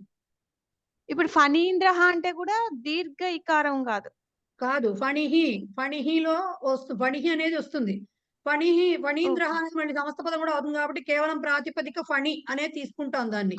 సో ఫణి అనేది షార్ట్ ఈ, హ్రస్వ ఈకారం ఇది. వాణీయంలో కూడా షార్ట్ ఈ వాణి. వాణిలో మాత్రం దీర్ఘ ఈకారం. వాణి అనే దాని అమ్మా, స్త్రీలింగ శబ్దం అండి. వాణి స్త్రీలింగ శబ్దం కాబట్టి వాణిలో ఈకారం అలాగే ఉంటుంది. ఫణిహి పుంలింగ శబ్దం కాబట్టి దాంట్లో ఫణి ఈకారమే ఉంటుంది, ఈ ఉండదు. హరి శబ్దంలా వస్తుంది Okay. ఫణిహి కాబట్టి దాంట్లో షార్ట్ ఈ ఉంటుంది. కానీ వాణి అనేది స్త్రీలింగం గౌరీ లాగా, సో దానికి అలాగే ఉంటుంది ఈకారం. ఓకే, అర్థమైంది. రైట్. అమ్మ, శ్రీనివాస్ నాతీతం అంటే నాతీతం అమ్మ అంటే అర్థం అమ్మ. నా అతీతం అంటే గడవలేదు. అతీతం అంటే ఏంటండి? గడిచిపోయింది. అతీ- నా అతీతం గడవనిది, గడవలేదు ఇంకా. ఇప్పుడు ఓకే. మహోదయ ఇప్పుడు వాణీయం అన్నారు కదా, వాణి ప్లస్ ఇయం అనాలా వయం అన వాణీయం కదా, వాణి ప్లస్ ఇయమా ఇయమే అంటాము. అనేది? దేవుడు మళ్ళీ మొదటికి వచ్చారండి. వాణి ప్లస్ ఇయమే అంటాము. అంటే ఇందాక వయం లాగా వినిపించిందిలే, అందుకనే అడిగాను మనం. ఒక్కటండి, మీరు కాన్సెప్ట్ మర్చిపోకూడదు. మనం చెప్పుకుంటున్న సంధి ఏమిటి? సవర్ణ దీర్ఘ సంధి. సవర్ణ దీర్ఘ సంధిలో ఎయిదర్ హ్రస్వ ఈకారాలు రెండు, లేదంటే దీర్ఘ ఈకారాలు రెండు, లేదంటే ఒక హ్రస్వ ఈకారం ఒక దీర్ఘ ఈకారమే ఇన్వాల్వ్ అవుతాయి. కానీ సంధిలో మధ్యలో వా ఎక్కడి నుంచి వచ్చింది? నాకు అలా వినిపించింది, అందుకని అలా అడిగాను నేను. అప్పుడు వినిపించినప్పుడు ఒకసారి డబల్ ఎలా చేసుకోవాలి? డబల్ చెక్ అంటే మనం ఏం చదువుతున్నాం, ఇప్పుడు ఇక్కడ వయం వచ్చేందుకు అవకాశం ఉందా అనేది చెక్ చేసుకో. Right, okay. సో అక్కడికి ఆ బిట్ అయింది. నెక్స్ట్ మఠ ప్లస్ అధీశ మఠాధీశ అయింది. విద్యా ప్లస్ అధిప ఏమవుతుంది? విద్యాధిపః. విద్యాధిపః. విద్యాధిపః. విద్యాధిపః. కా ప్లస్ అపి కాపి కాపి. కాపి. కాపి. కాపి. సుధా ప్లస్ అర్ణవః సుధార్ణవః. కారణవః. పుష్ప ప్లస్ అర్చనం పుష్ప ప్లస్ పుష్పార్చనం. పుష్పార్చనం. మహతీ ప్లస్ ఇచ్ఛా మహతీ మహతీ ఇచ్ఛా. మహతీ ఇచ్ఛా. నదీ ప్లస్ ఇహ మహతీచ్ఛ. నదీః. నదీహ. నదీః. కవి. కవి ప్లస్ ఈశ్వరః కవీశ్వరః. కవీశ్వరః. నదీహ అంటే ఏంటండి? ఆ? నదీహ నదీహ అంటే ఏమిటి? ఏమండి, ఒకటి చెప్పనా? ఇక్కడ నది. నదీహ అనే పదానికి అర్థం ఉండక్కర్లేదు. నది అనేది వేరే పదం, ఇహ అంటే ఇక్కడ. బట్ ఆ రెండు పక్క పక్కన వచ్చినప్పుడు సవర్ణ దీర్ఘ సంధికి అవకాశం ఉంది కాబట్టి రెండు కలిసినాయి. అంతేగాని నదీహ అన్నప్పుడు ఆ పదానికి ప్రత్యేకమైన అర్థం ఉండాల్సిన అవసరం లేదు. సరే. ఓకే, మహోదయ ఒకసారి చెప్పండి. ఒక డౌట్. ఇక్కడ నదికి ఈకి మాత్రం ఇటు సైడ్ వచ్చింది కదా, మళ్ళీ ప్లస్ ఇహ అని ఉంది, మనం రాయటం ఎలా? సేమ్ అదేలా రాయాలా? అంతే ఏమండి, అదే కాన్సెప్ట్. నదీహ. సవర్ణములైన అచ్చులు. సవర్ణాలంటే ఆ ప్లస్ ఆ అవుతుంది. ఆ ప్లస్ అంటే నార్మల్ గా లెఫ్ట్ సైడ్ ఉండకుండా రైట్ సైడ్ ఉంది కదా ఈ దీర్ఘం, అది నది అక్కడ ప్రింట్. అదేనండి నేను చెప్పేది మొత్తంగా వినండి, ఆ తర్వాత డౌట్ క్లియర్ అవ్వకపోతే మళ్ళీ అడగండి ఒకసారి. Sorry to say this. Okay, okay పర్వాలేదు, చెప్పండి. ఆ ప్లస్ ఒకటి మీరు సవర్ణములు అంటే అన్నాం అనుకోండి, ఆ ప్లస్ ఆ యాడ్ అవ్వచ్చు, లేదు ఆ ప్లస్ ఆ యాడ్ అవ్వచ్చు, లేదు ఆ ప్లస్ ఆ కూడా యాడ్ అవ్వచ్చు, లేదు ఆ ప్లస్ ఆ కూడా యాడ్ అవ్వచ్చు. సో ఈ అన్ని కేసెస్ లో కూడా రిజల్టెంట్ గా వచ్చేది మాత్రం ఆ మాత్రమే వస్తుంది. అలాగే ఇప్పుడు వచ్చిన ఇక్కడ ఈ కూడా రెండు హ్రస్వ ఈకారాలు యాడ్ అవ్వచ్చు, రెండు దీర్ఘ ఈకారాలు యాడ్ అవ్వచ్చు, ఒక దీర్ఘము ఫస్ట్ దీర్ఘం ఈకారము తర్వాత హ్రస్వము యాడ్ అవ్వచ్చు, లేదు ఫస్ట్ హ్రస్వ ఈకారము తర్వాత దీర్ఘ ఈకారము యాడ్ అవ్వచ్చు. ఈ 4 కేసుల్లో కూడా రిజల్టెంట్ గా వచ్చేది మాత్రం దీర్ఘ ఈకారం మాత్రమే వస్తుంది. అలాగే సిమిలర్లీ ఉకారానికి అండ్ రుకారానికి కూడా అలాగే ఉంటుంది. అది గుర్తు పెట్టుకోవాలి సవర్ణ దీర్ఘం అంటే. క్లియర్? అందుకని ఇప్పుడు నది ఇహ అన్నప్పుడు నది అనే దాంట్లో ఈకారమే ఉంటుంది, దీర్ఘం. ఇహలో హ్రస్వమే ఉంటుంది, రెండు కలిసినా కూడా దీర్ఘమే వస్తుంది. క్లియర్? ఇప్పుడు ఇప్పుడు అర్థమైందా? రైట్, అర్థమైందండి. రైట్, ఇప్పుడు అది ఎలా ప్రొనౌన్స్ చేయాలి మేడం? నదీహ అనాలా? అసలు ఎలా ప్రొనౌన్స్ చేయాలి అర్థం కాదు. నదీహ అంతే, నదీహ అంతే అంతే. ఆ ఇకారం పోతుంది, హా దీనికి వచ్చి యాడ్ అవుతుంది, దీంట్లోనే కలిసిపోతుంది ఆ ఇకారం. నదీహ అంటాం అంతే. రైట్. నెక్స్ట్ పటు ప్లస్ ఉపాయ. అదేనా కాదు, సింధు ప్లస్ ఉదకం.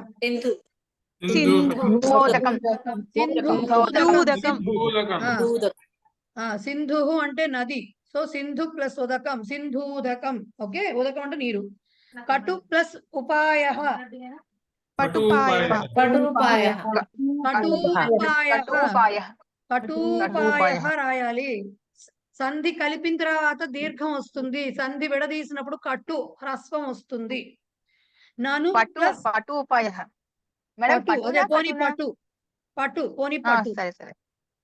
ఓకే, నను ప్లస్ ఉన్నతః, పటుపాయ ననూన్నతః ననోన్నతః. అర్థమైందా ఇక్కడికి? క్లియరా? పటు అంటే ఏంటండి? పటు అంటే అర్థం? పటు, పటు అంటే సమర్థ అని అర్థం. కల్పన సూర్యకి పటుహు అంటే సమర్థ, పి పటుహు. కటుహు అంటేనేమో, కటుహు అనే దానికి చాలా మీనింగ్స్, రూడ్ అనే మీనింగ్ కూడా వస్తుంది, చెడు అనే మీనింగ్ కూడా వస్తుంది, బ్యాడ్ అనే మీనింగ్ కూడా వస్తుంది, రకరకాల. అదే చెడు అంటే బ్యాడ్, అదే పటుహు అంటే అంటాం కదా, అదే సమర్థత్వం, సామర్థ్యం. దాన్నే సామర్థ్యం అంటారు పటుత్వం అంటే, capability. Right. Next lesson ending exercise తీయండి. లెసన్ ఎండింగ్ ఎక్సర్సైజ్ తీయండి.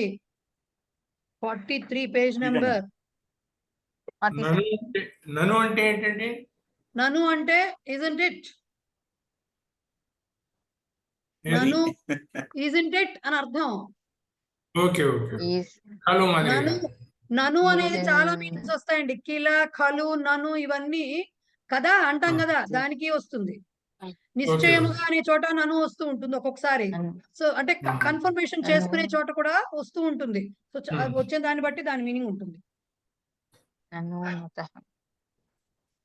ఉత్తీర్ణ ఖలు అన్న టైప్ లో ఖలు వాడినట్టుగా నన్ను వాడేసేయచ్చు. Okay. So lesson ending exercise. ఈ క్రింది వాక్యాల్లో విశేష్యానికి అనుగుణంగా విశేషణాలను సరిచేసి వ్రాయండి. దాంట్లో రాంగ్ ఉన్నాయి సెంటెన్సెస్ లో. మనం విశేష్యాలని మార్చకూడదు, వాటికి విశేషణాలని మాత్రమే సరిచెయ్యాలి. సో ఉన్నతాసు వృక్షే, నేను మ్యూట్ చేసేస్తున్నాను, ఎక్కడి నుంచో నాకు సౌండ్ వస్తుంది బాగాను. ఐ డోంట్ నో, ఇందిర గారి దగ్గర నుంచి వస్తుంది, నేను మ్యూట్ చేస్తున్నాను. సో ఉన్నతాసు వృక్షేషు పక్షిణః వసంతి. అక్కడ వృక్షేషు ఎందుకు అంటే వృక్షేషు పుంలింగంలో ఉంది, ఉన్నతాసు స్త్రీలింగంలో ఉంది, కాబట్టి ఉన్నతేషు అని రాయాలి. త్రయః మహిళాః సంభాషణం కుర్వంతి, ఏముండాలి? తిస్రః మహిళాః అని ఉండాలి. నెక్స్ట్ సర్వాభ్యః బాలకేభ్యః ఫలం దేహి అని ఉంది, ఏం రాయాలి? సర్వేభ్యః. బికాస్ బాలకేభ్యః అనేది పుంలింగం, సర్వాభ్యః స్త్రీలింగం. ఓకే, సో అందుకని సర్వేభ్యః బాలకేభ్యః అని రాయాలి. ప్రాచీనే నగర్యాం జనాః వసంతి.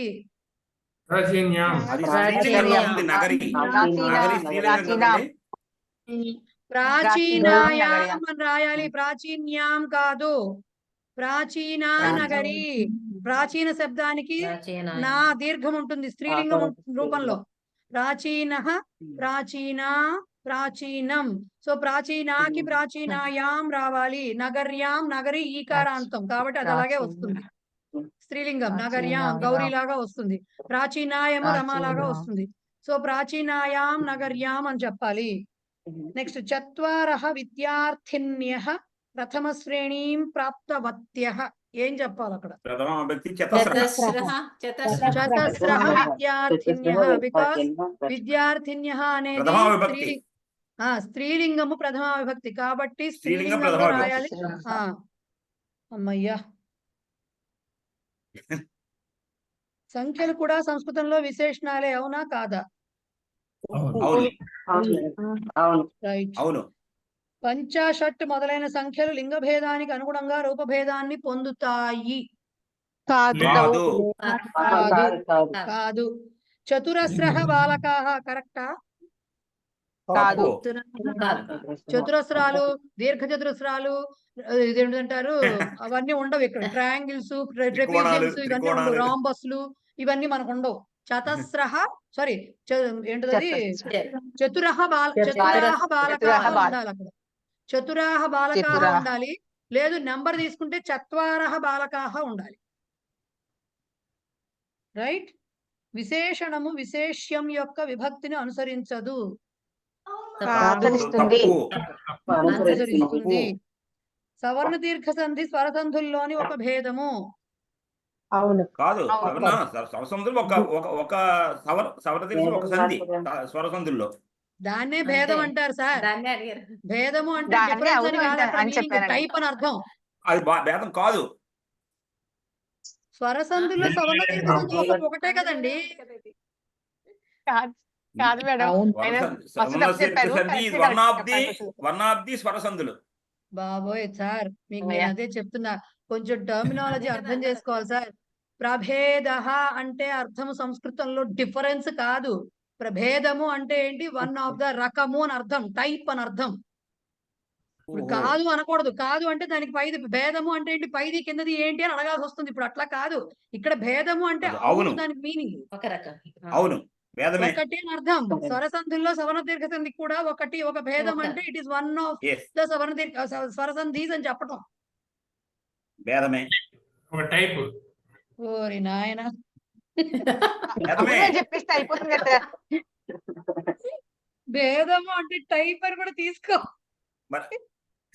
అది భేదం అర్థం చేసుకోమన్నారు కదా మేడం. మీరు భేదం అర్థం చేసుకోమన్నారని అర్థం చేసుకుని భేదమే అంటున్నాను నేను. దేవుడా.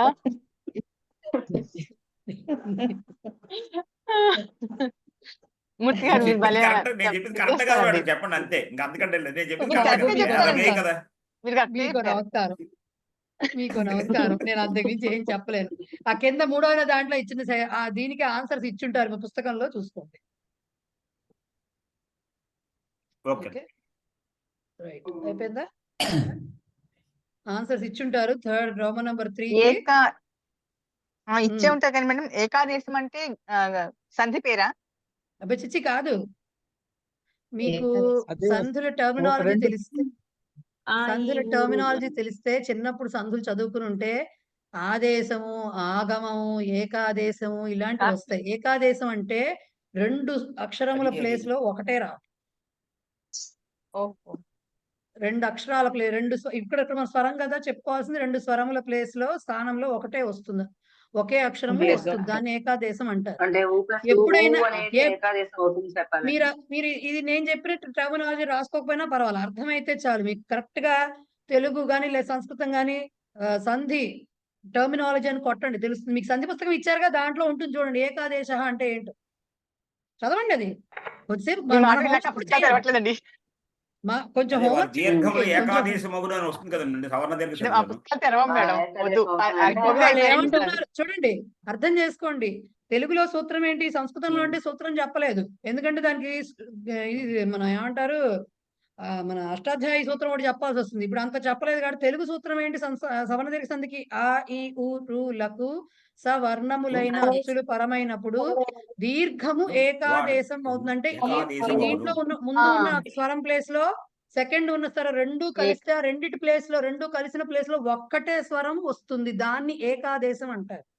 కొన్ని చోట్ల ఏమవుతుందంటే కలిసినప్పుడు ఈ అక్షరము వినబడుతూ ఉంటుంది, ఇంకో అక్షరం వినబడుతూ ఉంటుంది. కొన్ని చోట్ల ఏమవుతుంది, అసలు ఈ 2 అక్షరాలు కాదు, రెండిటి ప్లేస్ లో సవర్ణమైంది కాదు, ఇంకేదో తెలియని అక్షరం మూడోది వస్తుంది. థర్డ్ పార్టీ ఇంటర్ఫిరెన్స్ ఉంటుంది దాంట్లో. ఇలా వాటన్నిటికీ సంధి పుస్తకంలో మీరు మీ సంధులంది చదవక్కర్లేదు కానీ ఈ టర్మ్స్ చదువుకోండి, పనికొస్తాయి ఎప్పటికైనా. ఓకే, నా దగ్గర ఎవరు వెళ్ళాలి, ఎక్కడికి వెళ్ళాలి? నేనైతే ఇప్పుడే వెళ్ళాలి.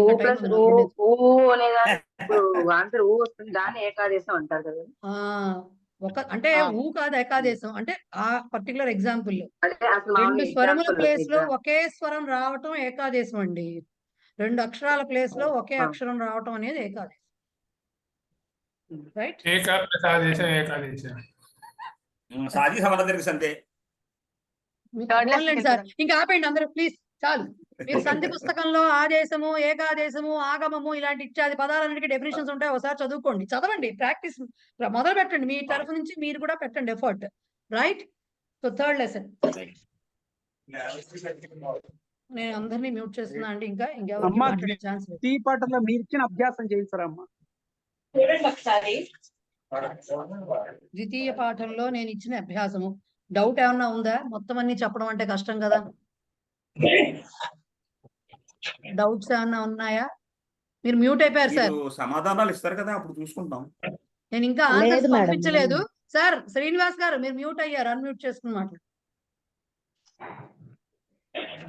ద్వితీయ అభ్యాసానికి మీరు సమాధానాలు పంపిస్తే మేము రాసింది కరెక్టా కాదా చూసుకొని కరెక్ట్ ఇవాళ పంపిస్తాను. నిన్న రాత్రి పంపిద్దామని చెప్పా కదా, బికాస్ ఆఫ్ సమ్ ఇష్యూస్ నేను చాలా బిజీగా ఉన్నా, నాకు ల్యాప్టాప్ ఓపెన్ చేయడానికి టైం సరిపోలేదు. నేను ఇవాళ పంపిస్తాను ఆన్సర్స్. ఇప్పుడు ఈ క్లాస్ అయిపోగానే చూసుకుని మీకు అర్థం కాకపోతే నెక్స్ట్ క్లాస్ లో అడగండి, చెప్తా. రైట్. మూడో పాఠం ద్వితీయ పాఠ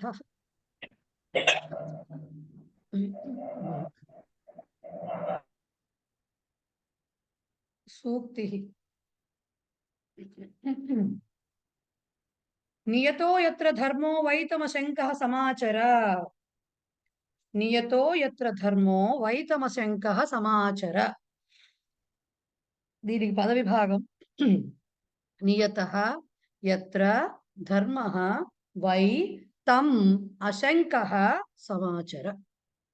ఓకే, తం అశంకః సమాచర. ఏమిటి దాని బాధ? నియతః అంటే సర్టెన్ గా, అంటే ఖచ్చితంగా ఉన్నది, అంటే ఖచ్చితంగా డిఫైన్ చేయబడి నిర్వచించబడి ఉన్నది. నియతః అంటే ఖచ్చితంగా డిఫైన్ చేయబడి ఉన్నది. ఓకే.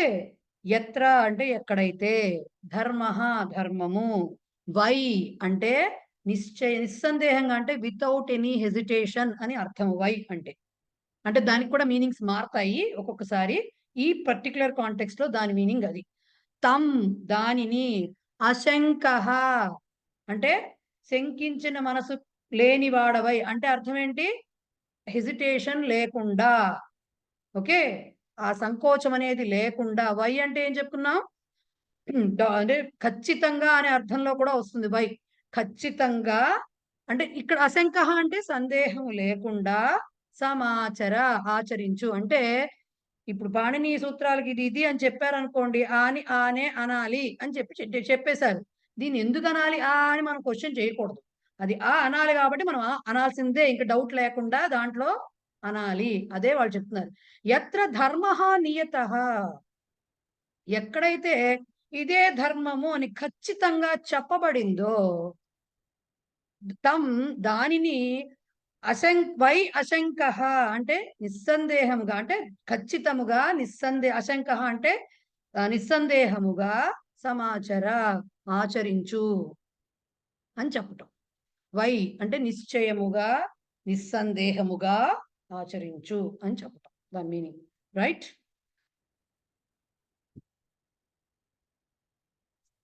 దీంట్లో ఇప్పటి వరకు విశేషణ విశేష భావాలు 2 రకాలు చూసాం కదా.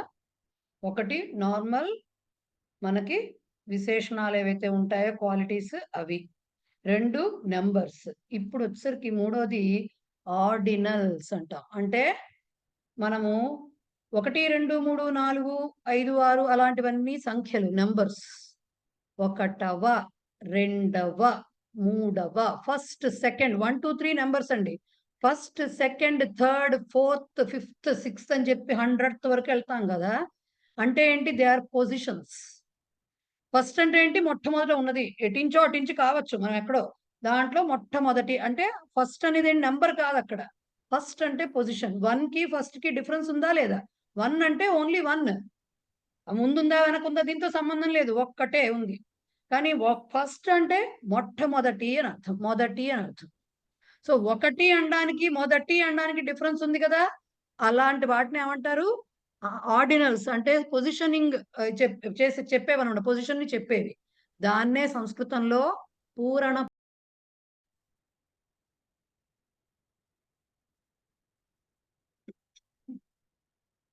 సో వాటినే ఏమంటారంటే సంస్కృతంలో పూరణ ప్రత్యయాలు అంటారు. అంటే సంఖ్యాహ అంటే ఏకహ ఏక ఏకం అవి చెప్పేవన్నీ సంఖ్యలు. ఓకే. అదే పూరణ ప్రత్యయాలు అంటే ఫస్ట్ సెకండ్ థర్డ్ ఫోర్త్ అని చెప్పి అవి ఎలా చెప్తాం మరి? మీ అందరికి బాగా తిథులు తెలుసుగా అందరికి. మనకి తిథులు ఉన్నవి దాంట్లో ఏముంటాయి? మీకు తెలిసిన తిథి నుంచి ఏంటి, చవితి నుంచి చెప్పొచ్చు, మిగతా పక్కన పెట్టండి. చవితి, పంచమి, షష్ఠి. చవితి అంటే చతుర్థి, గణేష్ చతుర్థి. ఎవరు మీరు అన్మ్యూట్ చేసుకుంటున్నారు? సో చతుర్థి, పంచమి, షష్ఠి, సప్తమి అంటామే. సప్తమి అంటే అర్థం ఏంటండి? మనకు తెలిసిన క్యాలెండర్ లో తిథి కాదు కదా, 7వ రోజు, అంతే కదా. సప్తమి తిథి అంటే 7వ రోజు. మన తెలుగు క్యాలెండర్ ప్రకారం, మన చాంద్రమాన ప్రకారం సప్తమి, అష్టమి ఇవన్నీ అంటే ఆ తిథుల పేర్లు. ఓకే, రోజులు చెప్పే తిథుల పేర్లు మనం అంటాం, బట్ రోజులు 7వ రోజు అని చెప్పటం అన్నమాట. సో ఇట్లాగా ప్రథమ స్థానము, ద్వితీయ స్థానము, తృతీయ స్థానము, ఈ మాటలు విన్నారుగా. ప్రథమ పుత్రుడు, ద్వితీయ పుత్రుడు, చతుర్థ పుత్రుడు, తృతీయ పుత్రుడు, ఇలాంటి మాటలు విన్నారుగా. మరి అంటే ఏంటి? వాళ్ళు అక్కడ చెప్పేది ఒకళ్ళ గురించే చెప్తారు, కానీ ఆ ఒకళ్ళ ప్లేస్ ఏంటనేది చెప్తారు, స్థానం ఏమిటి అనేది చెప్తారు దాంట్లో. సో దాన్ని పూరణ ప్రత్యయము అంటారు వాటికి. అవి ఎలా చెప్తాము? ఇప్పుడు నెంబర్ ఉందంటే ఫస్ట్, 1 ఉందంటే ఫస్ట్ ఉంటుంది కదా, 2 ఉంటే సెకండ్ ఉంటుంది కదా, అట్లాగే 6 ఉందంటే 6th ఉంటుంది కదా, 100 ఉందంటే 100th ఉంటుంది కదా. ఎన్ని నెంబర్లు ఉన్నా అన్ని టీహెచ్లు ఉంటాయి కదా, అన్ని ప్లేసెస్ కూడా ఉండొచ్చు. సో అన్నిటికీ కూడా పూర్ణ ప్రత్యయాలు ఉన్నాయి. మరి ఎలా చెప్తాం వాటిని సంస్కృతంలో? వీటికి ఈ పూర్ణ ప్రత్యయాలు మాత్రం లింగ భేదాలు ఉంటాయి. నెంబర్ 1 నుంచి కూడా ఉంటాయి లింగ భేదాలతోటి. మామూలుగా మనకు తెలిసిన భాషలో చెప్పాలంటే ప్రథమ, ద్వితీయ, తృతీయ, చతుర్థి, పంచమి, షష్ఠి, సప్తమి, అష్టమి, నవమి, దశమి అలా చెప్తాం. అదేంటి ఇది.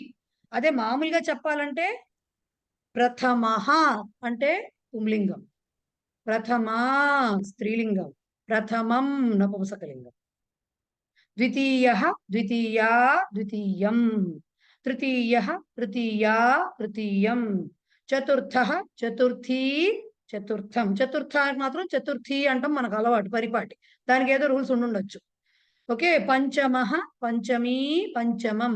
ఇప్పుడు పంచమి అని ఎందుకు వచ్చింది? దాని పేరు పంచమి. తిథి అనేది పుంలింగ స్త్రీలింగ శబ్దం కాబట్టి పంచమీ తిథి అని వచ్చింది అక్కడ. సప్తమీ తిథి అని వచ్చింది. తెలుగులో దీర్ఘాలు రాయం, సంస్కృతంలో రాస్తాం.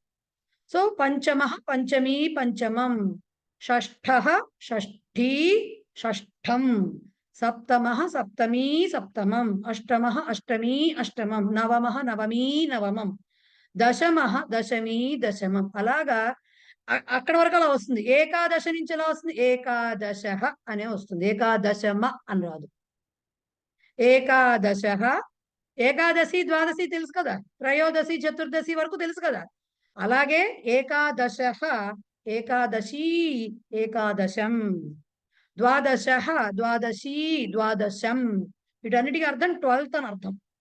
త్రయోదశ, త్రయోదశి, త్రయోదశం, చతుర్దశ, చతుర్దశి, చతుర్దశం. అలాగా నవదశ, నవదశి, నవదశం వరకు వస్తుంది. 19th వరకు అలా వస్తుంది. వచ్చాక 20th నుంచి ఏమవుతుంది? 20 అనడానికి ఏమంటాము? వింశతి అంటాం కదా. వింశతి దగ్గర నుంచి ఏమవుతుందంటే 20th అని చెప్పాలంటే 3 లింగాలు చెప్పాలి కదా. వింశతిలో ఉన్న విసర్గ తీసేసి తమ అనే ప్రత్యయం యాడ్ చేయాలి. తమ ప్రత్యయము పుంలింగంలో తమః అని ఉంటుంది, స్త్రీలింగంలో తమీ అని ఉంటుంది, నపుంసకలింగంలో తమం అని ఉంటుంది. సో ఈ వింశతి తమః అని పెడితే వింశతి తమః అంటే 20th పుంలింగానికి వాడేటప్పుడైతే. వింశతి తమీ అని రాస్తే 20th స్త్రీలింగానికి వాడేటట్టు. వింశతి తమం అని రాస్తే నపుంసకలింగానికి వాడే. సో ఇప్పుడు ఇక్కడి నుంచి ఈ నెంబర్ 20 నుంచి ఈ తమః తమీ తమం అనేవి యాడ్ అవుతూ వస్తాయి పుంలింగ స్త్రీలింగ నపుంసకలింగాలకి రెస్పెక్టివ్లీ. వచ్చినప్పుడు ఇంకా ఏకవింశతి ఉందనుకోండి, ఏకవింశతి తమః, ఏకవింశతి తమి, ఏకవింశతి ఇలాగా ప్రతి దానికి వచ్చేస్తుంది. ఓకే, అక్కడి నుంచి అక్కడ వరకు మాత్రం మీకు తమ ప్రత్యయం రాదు. రాకుండా అదే దశ వరకు కూడా ఏమవుతుంది? దశ మహ, దశమి, దశమం అలాంటి మాటలు వినబడతాయి. కానీ ఏకాదశ నుంచి ఆ మా కూడా వినబడదు. ఏకాదశ, ఏకాదశి, ఏకాదశం. ఓకే, అలా వస్తుంది. రైట్. ఇవన్నీ ఎందుకు లింగాలు వచ్చాయండి మాకు? ఎందుకండి అంటే ఇవన్నీ ఈ పూర్ణ ప్రత్యయాలు కూడా విశేషణాలే సంస్కృతంలో. ఓన్లీ నంబర్సే కాదు, పూర్ణ ప్రత్యయాలు కూడా విశేషణాలు. పూర్ణ ప్రత్యయాలు విశేషణాలు అన్నప్పుడు ఎప్పుడైతే విశేషణాలు అన్నామో లింగాలు వచ్చేసాయి, చెప్పుకున్నాం ఇప్పుడే లింగాలు ఉన్నాయని. ఎప్పుడైతే లింగాల డివిజన్ వచ్చిందో మీకు విభక్తులు వస్తాయి. ఎలా వస్తాయి? పుంలింగ రూపాలన్నీ కూడా దీంట్లో మీరు ఏం తీసుకున్నా సరే రామశబ్దం లాగా వస్తాయి. ప్రథమ, ద్వితీయ అన్ని కూడా వింశతి, తమః ఇంకెన్నైనా కానీ అన్ని రామశబ్దం లాగానే వస్తాయి, అకారాంత శబ్దాలు కాబట్టి అవి. మిగతావి ప్రథమ, ద్వితీయ, తృతీయ, ద్వితీయ ఈ మూడు మాత్రం రమా శబ్దం లాగా వస్తాయి, ఆకారాంతాలు కాబట్టి. ప్రథమ, ద్వితీయ, తృతీయ ఆకారాంతాలు కాబట్టి రమాలాగా వస్తాయి.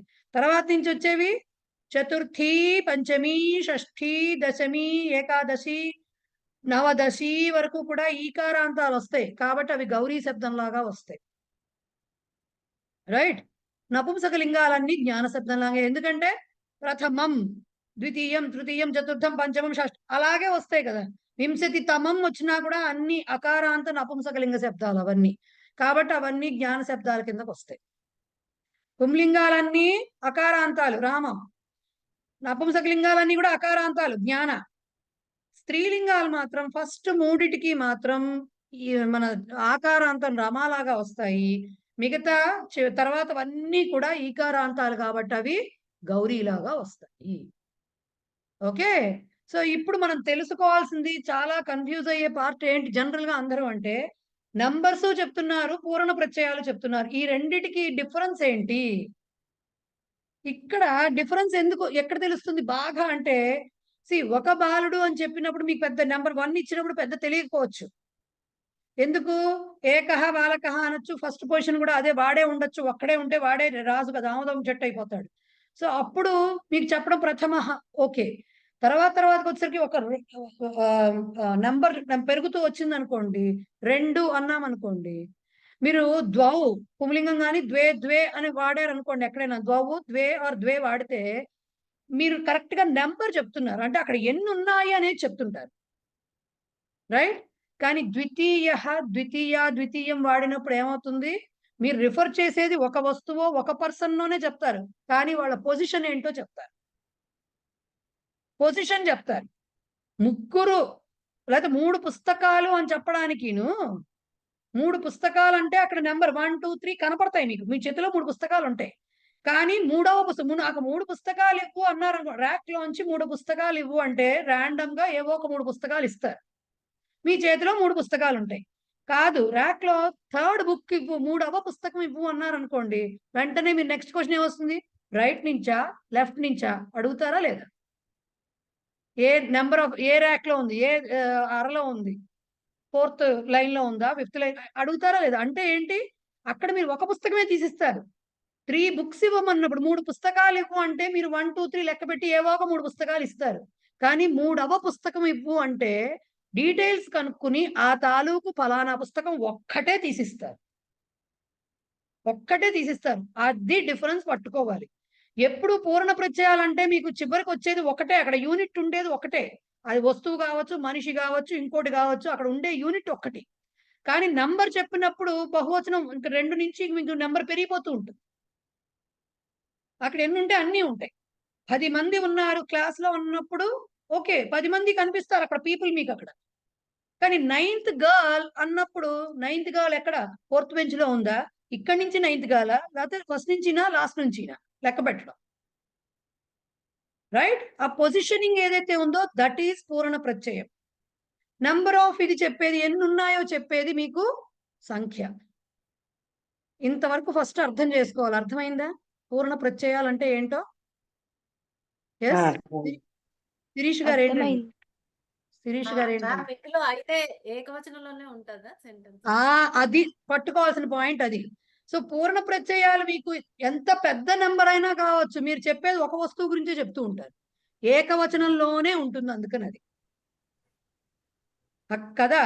ఇప్పుడు మీరు ఒక 10 మంది నుంచుని ఉన్నారు, వరుసగా నుంచుని ఉన్నారు, 5వ పిల్లాడిని పిలువు అంటే వాడు ఒక్కడే ముందుకు వస్తాడా? ఫస్ట్ నుంచి 5 వరకు ఉన్న వాళ్ళు అందరూ వస్తారా? ఒక్కడే వస్తాడు. లేదు 5గురు పిల్లల్ని పిలువు అంటే ఎంతమంది వస్తారు? అప్పుడు 5గురు వస్తారు. కానీ 5వ అన్నప్పుడు మనం ఖచ్చితంగా 5వ నెంబర్ ఉన్నవాడో 5వ పొజిషన్ లో ఉన్నవాడు ఖచ్చితంగా ఇక్కడి నుంచి 5వ వాడు రండి అంటే ఆ ముందు చెప్పినప్పటి ఆ రోలో ఉన్నవాళ్ళు వస్తారు. సో మనం ఎప్పుడు కూడా పూర్ణ ప్రత్యయాలు వాడు చెప్పేటప్పుడు ఏకవచన ప్రయోగమే ఉంటుంది.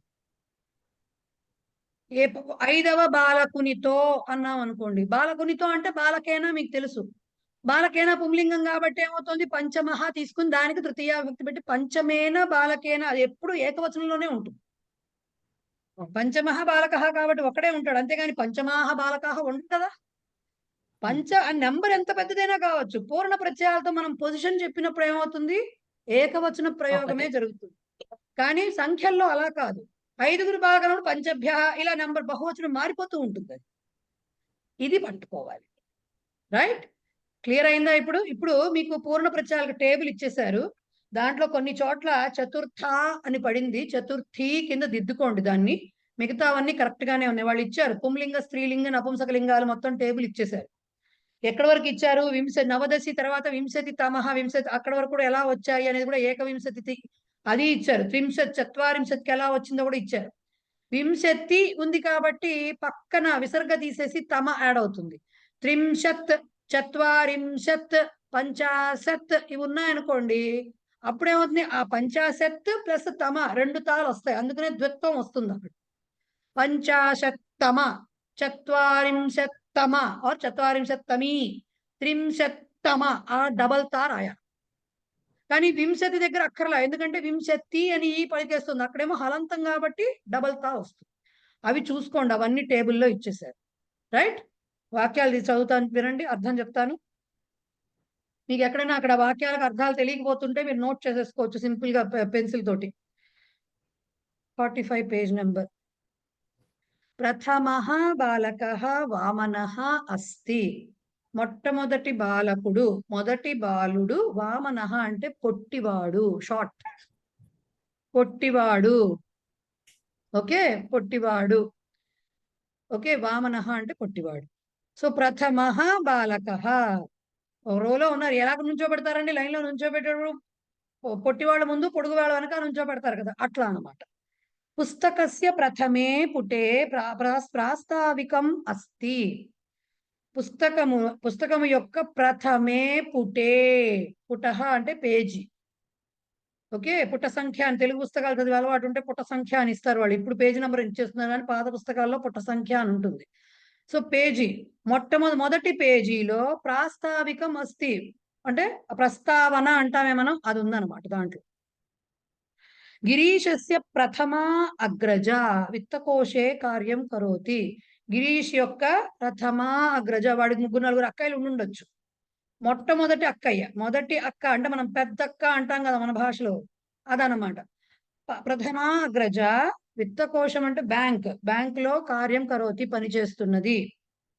గిరిజాయాః ద్వితీయ అగ్రజ సంగణక కార్యాలయే కార్యం కరోతి. ఈ గిరిజానామే కూడా 2-3 అక్కలు ఉండుండొచ్చు. సో రెండో అక్క, చిన్నక్క అంటాం కదా మనం మామూలుగా, సో రెండో అక్క ద్వితీయ అగ్రజ, స్త్రీలింగం వచ్చింది. ఓకే, సో ద్వితీయ అగ్రజ కంప్యూటర్ ఆఫీస్ లో పనిచేస్తున్నది, సంగణక కార్యాలయే కార్యం కరోతి. విద్యాలయే ద్వితీయ ప్రకోష్ఠ విశాలః అస్తి. స్కూల్లో 2వ గది చాలా విశాలంగా ఉందిట. ప్రకోష్ఠ పుంలింగం కాబట్టి ద్వితీయ వచ్చింది. అలాగే ద్వితీయస్య అట్టస్య ఉపరి తృతీయ అట్టః అస్తి. అట్టః అంటే అంతస్తు. ద్వితీయస్య అట్టస్య ఉపరి 2వ అంతస్తు మీద 3వ అంతస్తు ఉన్నది. ద్వితీయస్య అట్టస్య ఉపరి తృతీయ అట్టః అస్తి. పాండవేషు పంచమః అస్తి సహదేవః. పాండవులలో 5వ వాడు సహదేవుడు. చతుర్థః నకులః. తృతీయః ఆర్ మధ్యమః, పాండవ మధ్యమః అంటారు కదా, భీమః. అర్జునః సారీ, ద్వితీయః భీమః. జ్యేష్ఠః ఆర్ ప్రథమః మన యుధిష్ఠిరః. సో అలా చెప్తా ఉన్నాడు పొజిషనింగ్ వాళ్ళది. నెక్స్ట్ భగవద్గీతాయాం 6వ అధ్యాయః ఆత్మ సంయమ యోగః. 6వ అధ్యాయం పేరేంటంటే 6వ అధ్యాయము ఆత్మ సంయమ యోగము, అంతే, ఇంకేం మాట్లాడరు వాళ్ళు. 6వ అధ్యాయము 6వ అధ్యాయ, బికాజ్ అధ్యాయ పుంలింగము షష్ఠः అధ్యాయः. వర్గస్య సప్తమే దినే కౌముదీ భోజనం ఆసీత్. వర్గం క్లాస్ ఏదైనా ఒక జరుగుతుంది కదా, ఒక సెమినారో ఒక క్లాసెస్ జరుగుతూ ఉంటాయి కదా, వాటికి యొక్క సప్తమే దినే 7వ రోజున కౌముదీ భోజనం, వెన్నెలలో భోజనం అంట. అందరూ బయట కూర్చొని క్యాంప్ ఫైర్ అంటాను చూడండి, మనం క్యాంప్ ఫైర్ అంటారు కదా, అది కౌముదీ భోజనం ఆసీత్ ఉంది. అష్టాదశే దినే మహాభారత యుద్ధం సమాప్తం. 18వ రోజున మహాభారత యుద్ధము ముగిసినది. ఇప్పుడు ఈ తమ ప్రత్యయం ఎక్కడి నుంచి వాడతాము? ఓన్లీ నెంబర్ 20 నుంచే వాడాలి. అంతవరకు తమ ప్రత్యయం అందుకనే అష్టాదశ తమే షోడశ తమే అనకూడదు. రైట్, అష్టాదశే షోడశే అలాగే మాట్లాడాలి. రైట్. సో ఇవి వీటిని పూర్ణ ప్రత్యయాలు అంటారు. వాటికే చెప్పారు వాళ్ళు, మనం చెప్పుకున్నవే వాళ్ళు అన్ని చెప్పేశారు. బ్రాకెట్ లో కూడా ఇచ్చారు, అదే బాక్స్ లో కూడా ఇచ్చారు. వింశతి మొదలుకొని సంఖ్యల పూర్ణ ప్రత్యయాలను పొందడానికి తమః తమి తమం అనే ప్రత్యయాలను వాడాలి, చేయాలని చెప్పారు. అక్కడికి అది అర్థమైందండి మేడం? మేడం, మొట్టమొదటి లైన్ లో ప్రథమః కంటే ముందు ఒక చిన్న పదం ఏదో ఉంది మేడం, అది అర్థం కావట్లేదు. పక్కన అది పంచమాక్షరానికి ఏదో ఒత్తి ఉంది, అర్థం కావట్లేదు.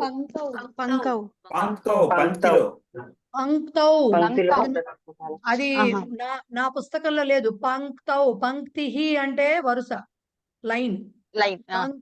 పంక్తౌ అంటే మీకు పంక్తి అందు సప్తమి విభక్తి మతౌ లాగా. పంక్త్యాం అన్న పంక్తౌ అసలు అక్కడ ప్రథమ ప్లస్ అగ్రజ, ప్రథమాగ్రజ అని రాయచ్చ, సంధి ఉందా అక్కడ అసలు మామూలుగా? అంటే ఇక్కడ విడదీసి రాశాడు ప్రథమ ప్లస్ అగ్రజ, ప్రథమాగ్రజ రాయొచ్చు. బట్ మనం ఇక్కడ విడివిడిగా రాస్తున్నాం, ఎందుకంటే విశేషణము విశేషము సెపరేట్ గా తెలియాలి, విడదీసి చూపించాడు, తెలియాలి కాబట్టి రాశాను. ఓకే, ఇక్కడ క్లియర్ అయిందా? పంక్తౌ సప్తమి విభక్తి పంక్తౌ. పంక్తౌ అన్నా పంక్త్యాం అని కూడా అనొచ్చు. పంక్త్యాం అన్నా కూడా కరెక్టే, మతి శబ్దం లాగా మతౌ మత్యాం రెండు అనొచ్చు. ఓకే, ఇక్కడికి ఇది అర్థమైందా? పూర్ణ ప్రత్యయాలు అర్థమైందా? అర్థమైంది. ఎవరైనా కిం శబ్దం పుంలింగ రూపం చెప్పగల వాళ్ళు చేతులు ఎత్తండి నాకు. కిం శబ్దం పుంలింగ రూపం స్టార్ట్ నుంచి చెప్పాలి. ఎలా చెప్పాలి? నేను రామశబ్దం ఎలా చెప్తానో అలా స్టార్ట్ చేసి చెప్పాలి. అకారాంత పుంలింగో రామశబ్ద అని రామ రామ రామ అని చెప్తానే అట్లాగా అక్కడి నుంచి చెప్పాలి. కిం శబ్దం పుంలింగం ఎవరు చెప్తారు చెప్పండి? రవళి గారు చెప్తారట, చెప్పండి. అలా కాదు, నేను ఎలా చెప్పమన్నా ఉండండి, నేను ఎలా చెప్పమన్నా రామశబ్దం లాగా చెప్పమన్నా. నేను ఎలా మొదలు పెట్టాను అలా మొదలు పెట్టాలి.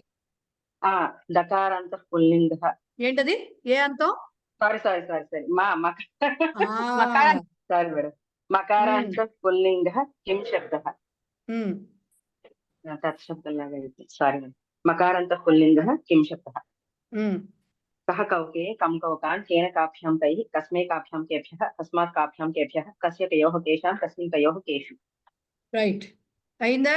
ఇప్పుడు స్త్రీలింగ శబ్దం ఎవరు చెప్తారు? చేతులు ఎత్తండి. ఆవిడ తప్ప. ఎస్, విజయ్ కుమార్ గారు చెప్పండి. విజయ్ కుమార్ గారు చెప్తారట. అన్మ్యూట్ చేసుకోండి మేడం, అన్మ్యూట్ చేసుకోండి. అవ్వలేదు, అన్మ్యూట్ అవ్వలేదు. చెప్పండి. దకారాంతః ఏ అంతం? కిం శబ్దం ఏ అంతం? దకారాంతః. కిం దేంతో ఎండ్ అవుతుంది? మకారాంతక. స్త్రీలింగః కిం శబ్దః. కాకే కాం కే కాః కయ కాభ్యాం కాభిః కస్యై కాభ్యాం కాభిః. ఫస్ట్ చెప్పిందే కరెక్ట్.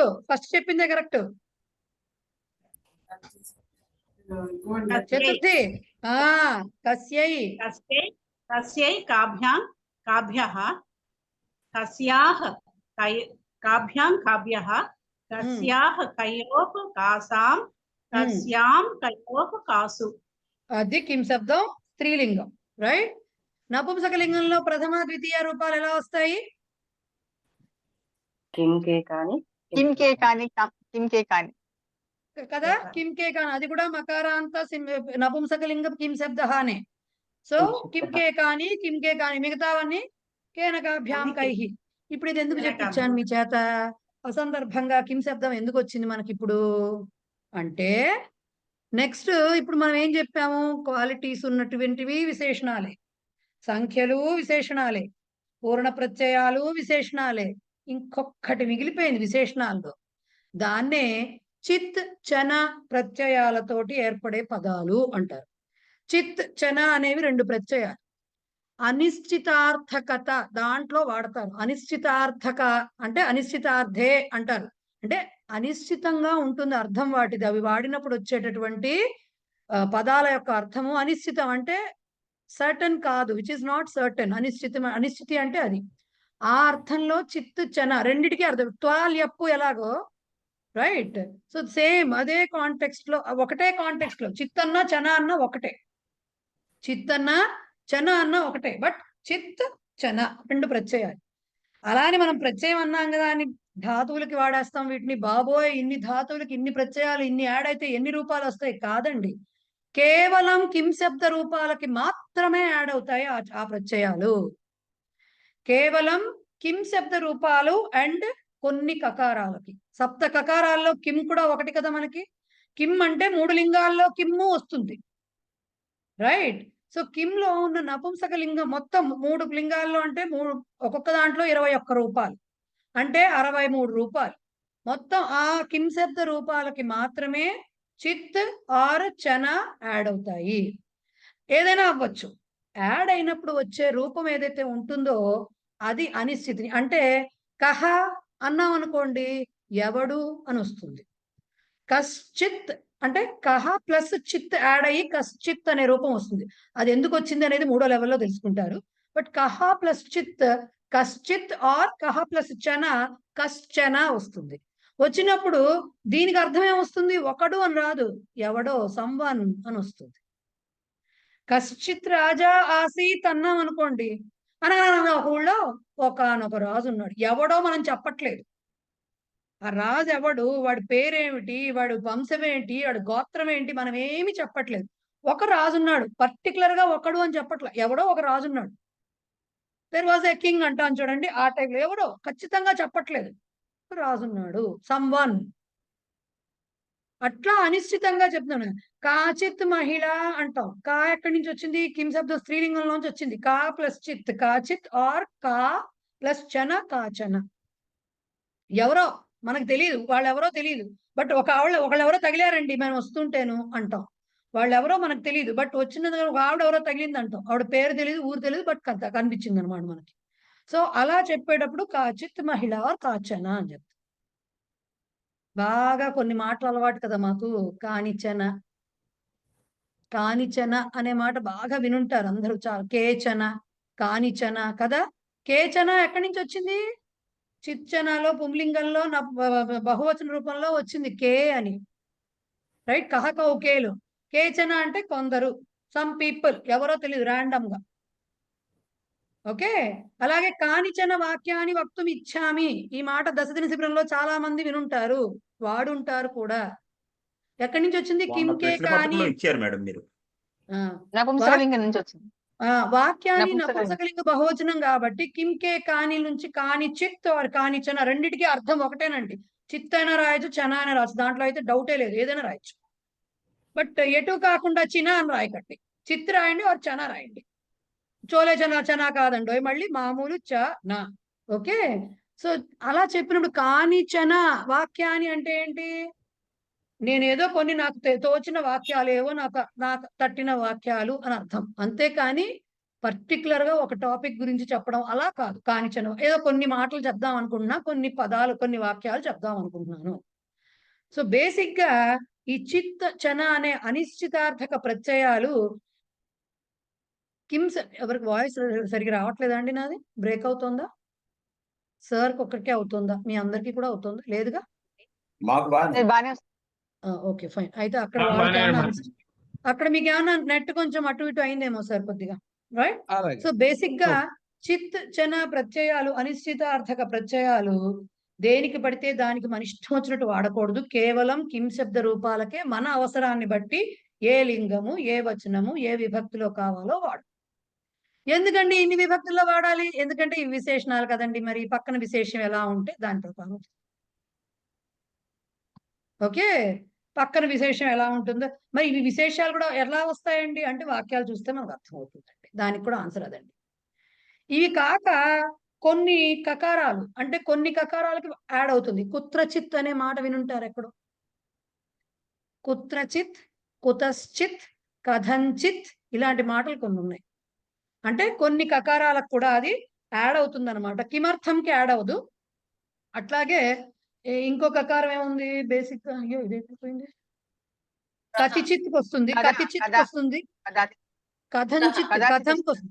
ఒక నిమిషం, కుత్రచిత్ వస్తుంది, కథంచిత్ వస్తుంది, కథిచిత్ వస్తుంది, అట్లాగే కుతశ్చిత్ వస్తుంది. కిం శబ్ద రూపాలన్నిటికీ వస్తుంది. కిమర్థంకి రాదు. ఇంకొక ఉన్నటువంటి ఇదేంటిది, కదాచిత్ కూడా వస్తుంది. కదాచిత్ మాట వినుంటారుగా. కదాచిత్ అంటే కదాచిత్ అనే మాటకి చాలా అర్థాలు ఉన్నాయి. ఒకానొకప్పుడే కాదు, కదాచిత్ అనే అర్థానికి ప్రాయ బహుశా కూడా వచ్చే అర్థం ఉంది. బట్ కదాచిత్ యూజువల్ గా మనకి తెలిసినంతలో కదా అనే దానికి ఎప్పుడు, కాబట్టి కదాచిత్ అంటే ఒకానొకప్పుడు అని చెప్పుకోవడం అనేది. కుతశ్చిత్ ఉంది, ఆ వాక్యాలు కూడా వస్తాయి మీకు. సో బేసిక్ గా కిమర్థం ఒక్కదానికి రాదండి. సప్తకకారాల్లో కిమర్థం ఒక్కదానికే రాదు. మిగతా అన్నిటికీ కూడా ఈ చిత్ చన ప్రయోగాలు అనేవి మీకు వస్తాయన్నమాట. దానివల్ల అనిశ్చితి అనేది ఏర్పడుతుంది. ఓకే, ఇవి కూడా విశేషణాలే కాబట్టి వీటికి లింగాలు ఉన్నాయి. మీకు మిగతావి కిం శబ్ద రూపాలు కాకుండా మిగతావి అయితే అవ్యయాలు కాబట్టి వాటికి అవ్యయంలోనే ఉంటుంది, కానీ వాటికి ఏం వేరే రూపాలు ఉండవు. కిం శబ్దాలకు మాత్రం 3 లింగాలు ఉంటాయి కాబట్టి విభక్తులు కూడా అన్నీ ఉంటాయి. రైట్, ఇంతవరకు గుర్తుపెట్టుకుని నేనేం చేస్తాను పంపించేటప్పుడు దాంట్లో కిం శబ్ద రూపాలకి చిత్ చన యాడ్ చేస్తే ఏ రూపాలు వస్తాయో నేను పంపిస్తా స్లైడ్స్ లో. అవి ఒకసారి చూసుకుని వస్తే ఏ రూపాలకు ఎలా యాడ్ అవుతున్నాయి అవి అనేది చూసుకుని వస్తే నెక్స్ట్ క్లాస్ లో మనం దానికి సంబంధించిన వాక్యాలు చదువుకుందాం. ఆల్రెడీ పూర్ణ ప్రత్యయాలు చెప్పాం కదా, ఇప్పుడు మళ్ళీ ఆ వాక్యాలన్నీ చెప్తే అర్థం అవదు. సో నేను అవి పంపించిన తర్వాత అవన్నీ చూసుకుని వస్తే నెక్స్ట్ క్లాస్ కి ఆ వాక్యాలు కూడా చెప్పుకుందాం. రైట్, ఇవాటికి ఇంకా గ్రామర్ చాలు. చక్కటి ఒక చాటు శ్లోకం చదివేసుకుని ఇంటికి వెళ్ళిపోదాం. ఎటు పోయింది పేజు? ఒక చాటు శ్లోకం ఉంది చక్కగా, అది చూసేసుకుని 52 అది చూసేసుకుని మనం వెళ్ళిపోదాం ఇంటికి. బట్ మీరు మాత్రం ఆ చిత్ చన రూపాలు ఎలా యాడ్ అవుతున్నాయి, ఎలా రాస్తున్నాము అనేది చాలా ఇంపార్టెంట్. ఎందుకంటే అక్కడ సంధులు కలుస్తాయి, ఆ సంధులన్నీ మీకు తెలియవు, బట్ రాయటం ప్రాక్టీస్ చేసుకోవాలి. అవన్నీ నేను పంపిస్తాను, చూసుకుని దాని ప్రకారం రాసుకో. సో ఏమిటి ఇవాళ మనకి చాటు శ్లోకం అంటే, మళ్ళీ దీనికి కూడా బ్యాక్గ్రౌండ్ ఉండాలి కదా. బేసిక్ గా ఇంట్లో వాళ్ళమేనేంటి, ఇంట్లో భర్త సంపాదించి తీసుకురాకపోతే ఇన్ జనరల్, సంపాదించే ఆడవాళ్ళ గురించి నేను మాట్లాడట్లేదు, ఇన్ జనరల్ చెప్తున్నాను. ఇన్ జనరల్ ఏమంటారు, పెళ్లి చేసేప్పుడు ఏం చూస్తారు జనరల్ గా, అబ్బాయి ఉద్యోగస్తుడా కాదా, అమ్మాయిని ఇచ్చేటప్పుడు అవే కదా చూస్తారు. బేసిక్ గా మా అమ్మాయిని పోషించగలడా, టిపికల్ సినిమా డైలాగులు అంటే ఇవే కదా. సో ఇవి చూస్తాం కదా. ఒకవేళ తీసుకురాలేదనుకోండి, టిపికల్ సినిమాల్లో ఆడవాళ్ళలాగా ఏం చేస్తారు అందరూ జనరల్ గా, నువ్వు నీకు సంపాదన లేదు, నువ్వు అన్నం పెట్టి నన్ను పెళ్ళాన్ని పోషించలే, ఇలాంటి మాటలు మాట్లాడతారు కదా. దేవుళ్ళు కూడా అతిథులు కారండి దానికి అన్నట్టుగా ఈ శ్లోకం చెప్పారు. పార్వతీదేవి చెప్తోందిట శివుడితోటి. ఏం చెప్తోంది వినండి. శివుడు అంటే ఎవరండి, శ్మశానంలో ఉంటాడు మనకు తెలిసింది, అంతే కదా. ఆవిడ తపస్సు చేస్తున్నప్పుడు ఈయన బ్రహ్మచారి వేషం వేసుకుని చెప్పాడు, ఆయన బూడిద పూసుకుంటాడు, పాములు మెళ్ళ వేసుకుంటాడు, శ్మశానంలో ఉంటాడు, ఇల్లు వాకిలి లేదు, ఎందుకు చేసుకుంటావు నువ్వు అని చెప్పాడు.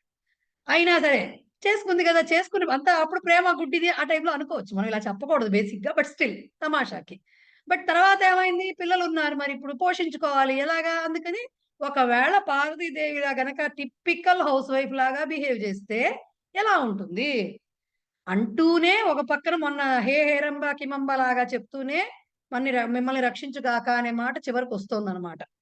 ఆ వచ్చే చూడండి పద్యం, అద్భుతమైన పద్యం. రామాద్యాచయ మేదిని ధనపతేర్ బీజం బలాల్ లాంగలం ప్రేతేషాన్ మహిషం తవాస్తి వృషభః ఫాలం త్రిశూలం తవ శక్తాహం తవ చాన్నదాన్న కరణే స్కందోస్తి గోరక్షణే ఖిన్నాహం హర భిక్షయా కురు కృషిం గౌరీవచ పాతు వః. రామాద్యాచయ మేదినీం ఘనపతేర్బీజం బలాల్లాంగలం ప్రేతేషాన్ మహిషం తవాస్తి వృషభః ఫాలం త్రిశూలం తవ శక్తాహం తవ చాన్నదాన్న కరణే స్కందోస్తి గోరక్షణే ఖిన్నాహం హర భిక్షయా కురు కృషిం గౌరీవచ పాతు వః. Page number 52. Thank you. So పద విభాగం చెప్తున్నాను చూసుకోండి. రామాత్ యాచయ, రామాత్ యాచయ, రామాద్యాచయ అవుతుంది. రామాత్ యాచయ మేదినీం ధనపతేః బీజం, ధనపతేః బీజం బలాత్ లాంగలం, అది కలిస్తే బలాల్లాంగలం అవుతుంది. ఓకే, బలాత్ లాంగలం ప్రేతేషాత్ మహిషం, ప్రేతేషాత్ మహిషం తవ అస్తి వృషభః, తవ అస్తి వృషభః ఫాలం త్రిశూలం తవ, అక్కడ ఏం లేదు. శక్తా అహం, శక్తా అహం తవ చ అన్నదానకరణే స్కందః అస్తి గోరక్షణే ఖిన్నా అహం, ఖిన్నాహం, ఖిన్నా అహం హర భిక్షయా కురు కృషిం గౌరీవచః పాతు వః. ఏం చెప్తోందా? రామాద్ యాచయ మేదినీం, మేదినీం రామాద్ యాచయ, రామాత్ యాచయ.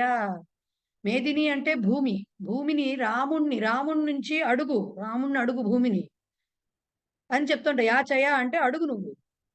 మేదినిని ఏమిటి భూమిని రాముడి నుంచి అడగడం ఏంటంటే, ఇక్కడ రాముడు అంటే మనకు తెలిసిన కోదండ రాముడు కాదండి, పరశురాముడు. ఆయన ఏం చేశాడు? 21 మార్లు క్షత్రియ వంశం పైన దాడెత్తి రాజులను చంపాడు కదా. సో ఆ దీంట్లో మరి వాళ్ళ భూమంతా వీళ్ళకి వచ్చినట్టే కదా, రాజులంటే మహీపతులు కదా, వాళ్ళ భూమంతా ఆయన సొంతమైనట్టే కదా. సో ఆయన దగ్గర బోళ్ళంత భూమి ఉంటుంది. సో నువ్వు పరశురాముడిని నీళ్ళు అడిగి కొంత భూమి తీసుకోవయ్యా నువ్వు అని చెప్తోంది పార్వతీదేవి. అదే కాదు, భూమి వచ్చిందంటే సరిపోయింది, అన్నం పెడుతుందా? పెట్టదు కదా. ధనపతేః బీజం, బీజం అంటే విత్తనాలు. వ్యవసాయం చేయమని చెప్తోంది బేసిక్ గా. ఎలా చేయమంటుంది వ్యవసాయం? బీజం, విత్తనాలను ఎక్కడి నుంచి తీసుకోవాలట? ధనపతేః, ధనపతి అంటే ఎవరండి? కుబేరుడు. ధనంలో కుబేరుడు అంటే ఏంటి? ఇంక వాడిని మించిన వాడు లేడని కదా అర్థం. కుబేరుడి దగ్గర బోల్డ్ అంత ధనం ఉంది.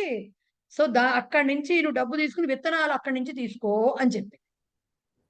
బలాత్ లాంగలం, లాంగలం అంటే ఏంటండి? మన హలం, నాగలి. బలాత్ అంటే ఏంటి? బలంగా తీసుకోమని కాదు. బలహ అంటే ఎవడిక్కడ? బలరాముడు. బలరాముడు ఆయుధం ఏమిటి? నాగలి. సో ఆయన నుంచి నువ్వు తీసుకోగానే సరికాదు నాయన, భూమి వచ్చింది, విత్తనాలు వస్తే ఎట్ట వేస్తావు అట్ట వేస్తే రావు మొక్కలు అవి. సో దాని నుంచి నాగలి కావాలి, అది దున్నాలి, వ్యవసాయం చేయాలంటే. సో బలరాముడిని అడిగి ఆయన ఆయుధం తీసుకో, నాగలి. నువ్వు అడిగితే ఇవ్వడా? ఇస్తాడు, తెచ్చుకో అది వెళ్ళి. అదైందా? నాగలి వచ్చింది, దానికి కట్టడానికి ఎద్దు. ప్రేతేషాత్ మహిషం, ప్రేతేశ అంటే ఎవరు? యమధర్మరాజు. ఆయన వాహనం ఏంటి? మహిష, ఎద్దు. ప్రేత ఈశుడు అంటే ప్రేతాలన్నిటికీ ఈశుడు అంటే ఎవరంటే రాజు. ఎవరు? యమధర్మరాజు. యమకింకరులు ఉంటారు కదా ఆయన దగ్గర. సో ఆయన దగ్గర నుంచి ఎద్దును తీసుకో. ఓకే, నాగలి బలరాముని తీసుకో, విత్తనాలు కుబేరుని అడిగి తీసుకో, ఈయన అడిగి ఎద్దుని తీసుకో. ఎవరిని? యమధర్మరాజుని. అండ్ ఇది లాగాఫ్ అయిపోతే ఒక్కసారి లాగిన్ అవ్వండి. ఈ శ్లోకం ఒకటి చెప్పుకున్నా పెద్ద. బలరాముడిని, పరశురాముడిని అడిగేమో భూమిని తీసుకో. నీకు ఒక రెండు జోడెట్లు కదా మన నాగలికి ఉండాల్సింది. ఆయన దగ్గర నుంచే ఎద్దును తీసుకున్నావు. తవాస్తి వృషభ, నీ దగ్గర కూడా ఒకటి ఉంది కదయ్యా, నంది ఉన్నాడుగా నీకు, దాన్ని కట్టు. దానికి ఒకదాంతో ఎలా ఉంటుంది? రెండు కావాలి. సో నాగలికి రెండు వైపులా దీన్ని ఒకదాన్ని దాన్ని కట్టు.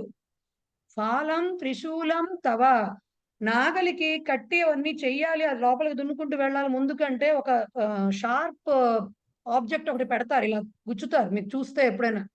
దాన్ని ఫాలం అంటే మనకు ఓన్లీ నుదురనే కాదండి, దాన్ని కూడా హలాగ్రం అంటారు. ఆ హలాగ్రానికి ఇది వేయడానికి నీ దగ్గర త్రిశూలం ఉంది కదా, దాన్ని పెట్టు. నీకు ఆ హల అగ్రం కింద దాన్ని పెట్టి దున్నడానికి ఇలా త్రిశూలం పెట్టినట్టుగా పెట్టు, దాన్ని పెట్టు అని చెప్పింది.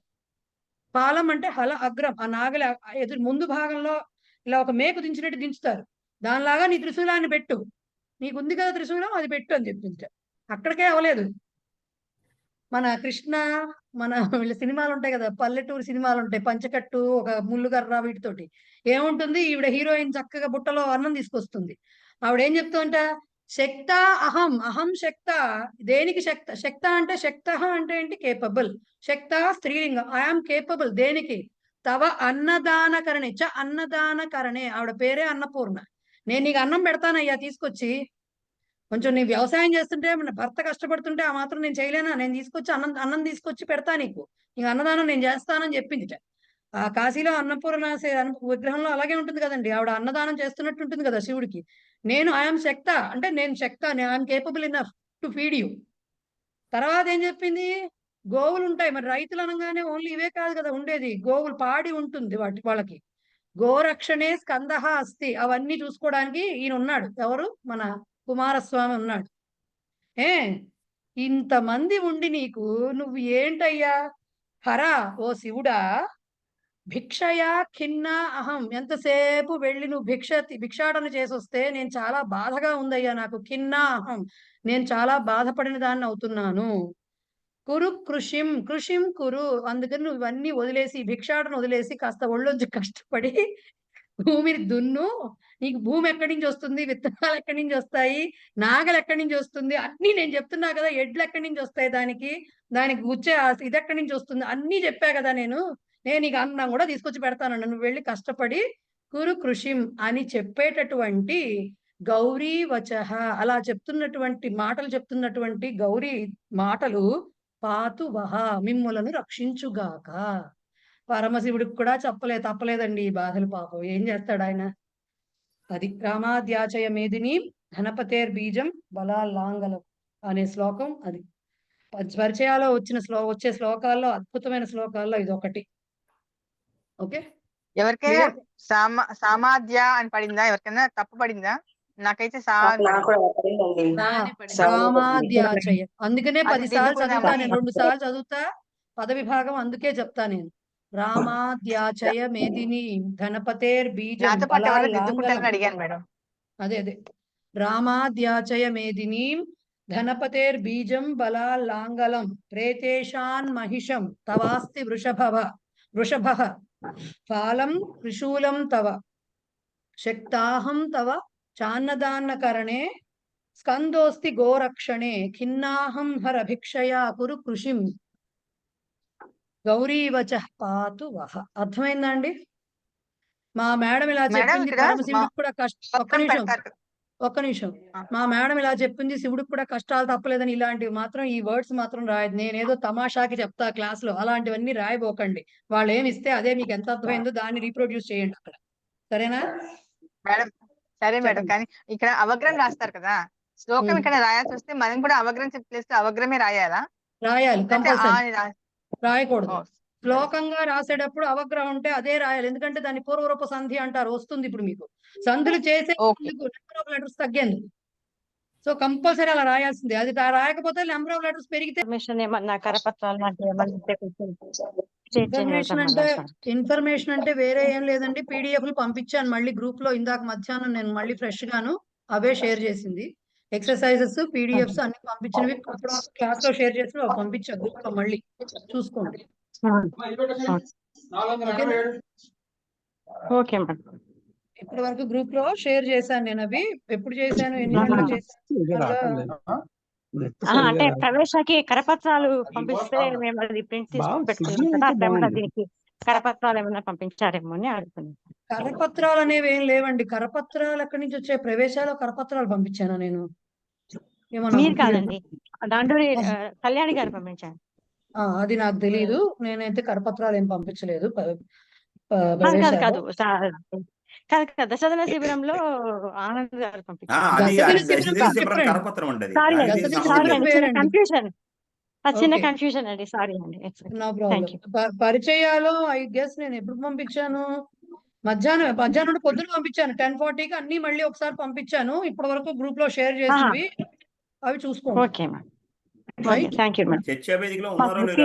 చర్చా వేదికలో అక్కడ ఉన్నారో లేరో? చర్చా వేదిక కాదు సార్, మనం అఫీషియల్ గ్రూప్ లోనే పంపుతా. నేను ఏమన్నా పంపాలంటే చర్చా ఆఫీషియల్ గ్రూప్ వేదికలో పంపను. ఆవిడ చర్చా వేదికలో కూడా ఉంటే ఆవిడకి అన్ని వస్తాయి కదా, మనకు తెలుస్తూ ఉంటుంది ఆవిడకి. I don't know whether she is నాకు మెంబర్ ఆఫ్ తెలియదండి. చర్చా నన్ను ఇవాళ గ్రూప్ లో చేర్చారు. నిన్ననే వేదిక. నేను ఓకే ఓకే. అట్లా కాదండి, నేను నా వైపు నుంచి పంపించేవన్నీ నేను చర్చా వేదికలో పెట్టను, అది మీ గ్రూప్. అవునండి, మళ్ళీ కావాలంటే అవి మీకు వస్తున్నాయి. మీరు పోస్ట్ చేసుకోవడం తప్ప నా వైపు నుంచి నేను పంపించేవి మీకు ఏ షేర్ చేసినా మన అఫీషియల్ ఇప్పుడు ఈ లింక్ వచ్చిన గ్రూప్ కే వస్తాయి. నా వైపు నుంచి అవును. వచ్చేవి రైట్ అక్కడే వస్తాయి, చాలు మేడం, దాంట్లో అడుగుతా. చూసుకో. Right. Okay madam. So thank you శ్లోకం మేడం. అర్థమైంది కదా, శ్లోకం అర్థమైంది కదా. సో అయింది. అదన్నమాట. రైట్, అదనమాట అండి. Thank you. ఏమైనా డౌట్స్ ఉంటే అడగండి ఎవరన్నా, లేదంటే మనం క్లాస్ క్లోజ్ చేసేద్దాం. థర్స్డే క్లాస్ లో మళ్ళీ కలుసుకుందాం. చెప్పండి, ఏమైనా ఉన్నాయా? ఏం లేవా? లేకపోతే ఏకతా మంత్రం, శాంతి మంత్రం, జై జై. మేడం ఈ శ్లోకం మేము బై హార్ట్ చేయాలంటారా లేకపోతే వాళ్ళు ఇస్తారా? మీకేమనిపిస్తోంది? నాకేం అనిపించలేదు, భయం వేసింది ఏం మేడం. అనిపించుకోవద్దు అనుకుంటున్నారా? అనిపించుకోవద్దు ఏమి అనుకుంటున్నారా? శ్లోకం మీరు కాదు, చదవట్లేదు. భయం వేసింది మేడం. చెప్తుంటే ఎంత గ్రామర్ నేను క్యాచ్ చేయగలనా లేదా అని భయం వేసింది అనమాట, అందుకని అడుగుతున్నా. శ్లోకం కంఠతా పట్టడానికి గ్రామర్ అక్కర్లేదు. మీరు ఇప్పుడు చదువుకుంటున్న మామూలుగా గ్రామర్ కూడా అంటే నాకు అంత టచ్ లేదు. ఇది అంటే అన్ని ఒకసారిగా మైండ్ ఎక్కాలంటే కొంచెం కష్టంగా ఉన్నాను.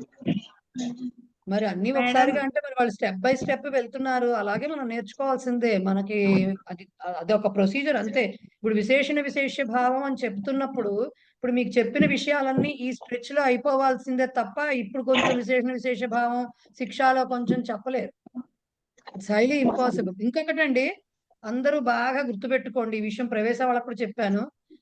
సంస్కృతం అంటే సంస్కృతమే కాదు, ఫర్ దాట్ మ్యాటర్ ఏ భాష అయినా సరే, ఏ కొత్త విషయమైనా సరే అసలు ఈజీ కాదండి. ఎప్పుడు కూడా ఈజీ కాదు. ఈవెన్ వంట చేయడం అంటే ఈజీ అనుకుంటారేమో, అది కూడా కాదు.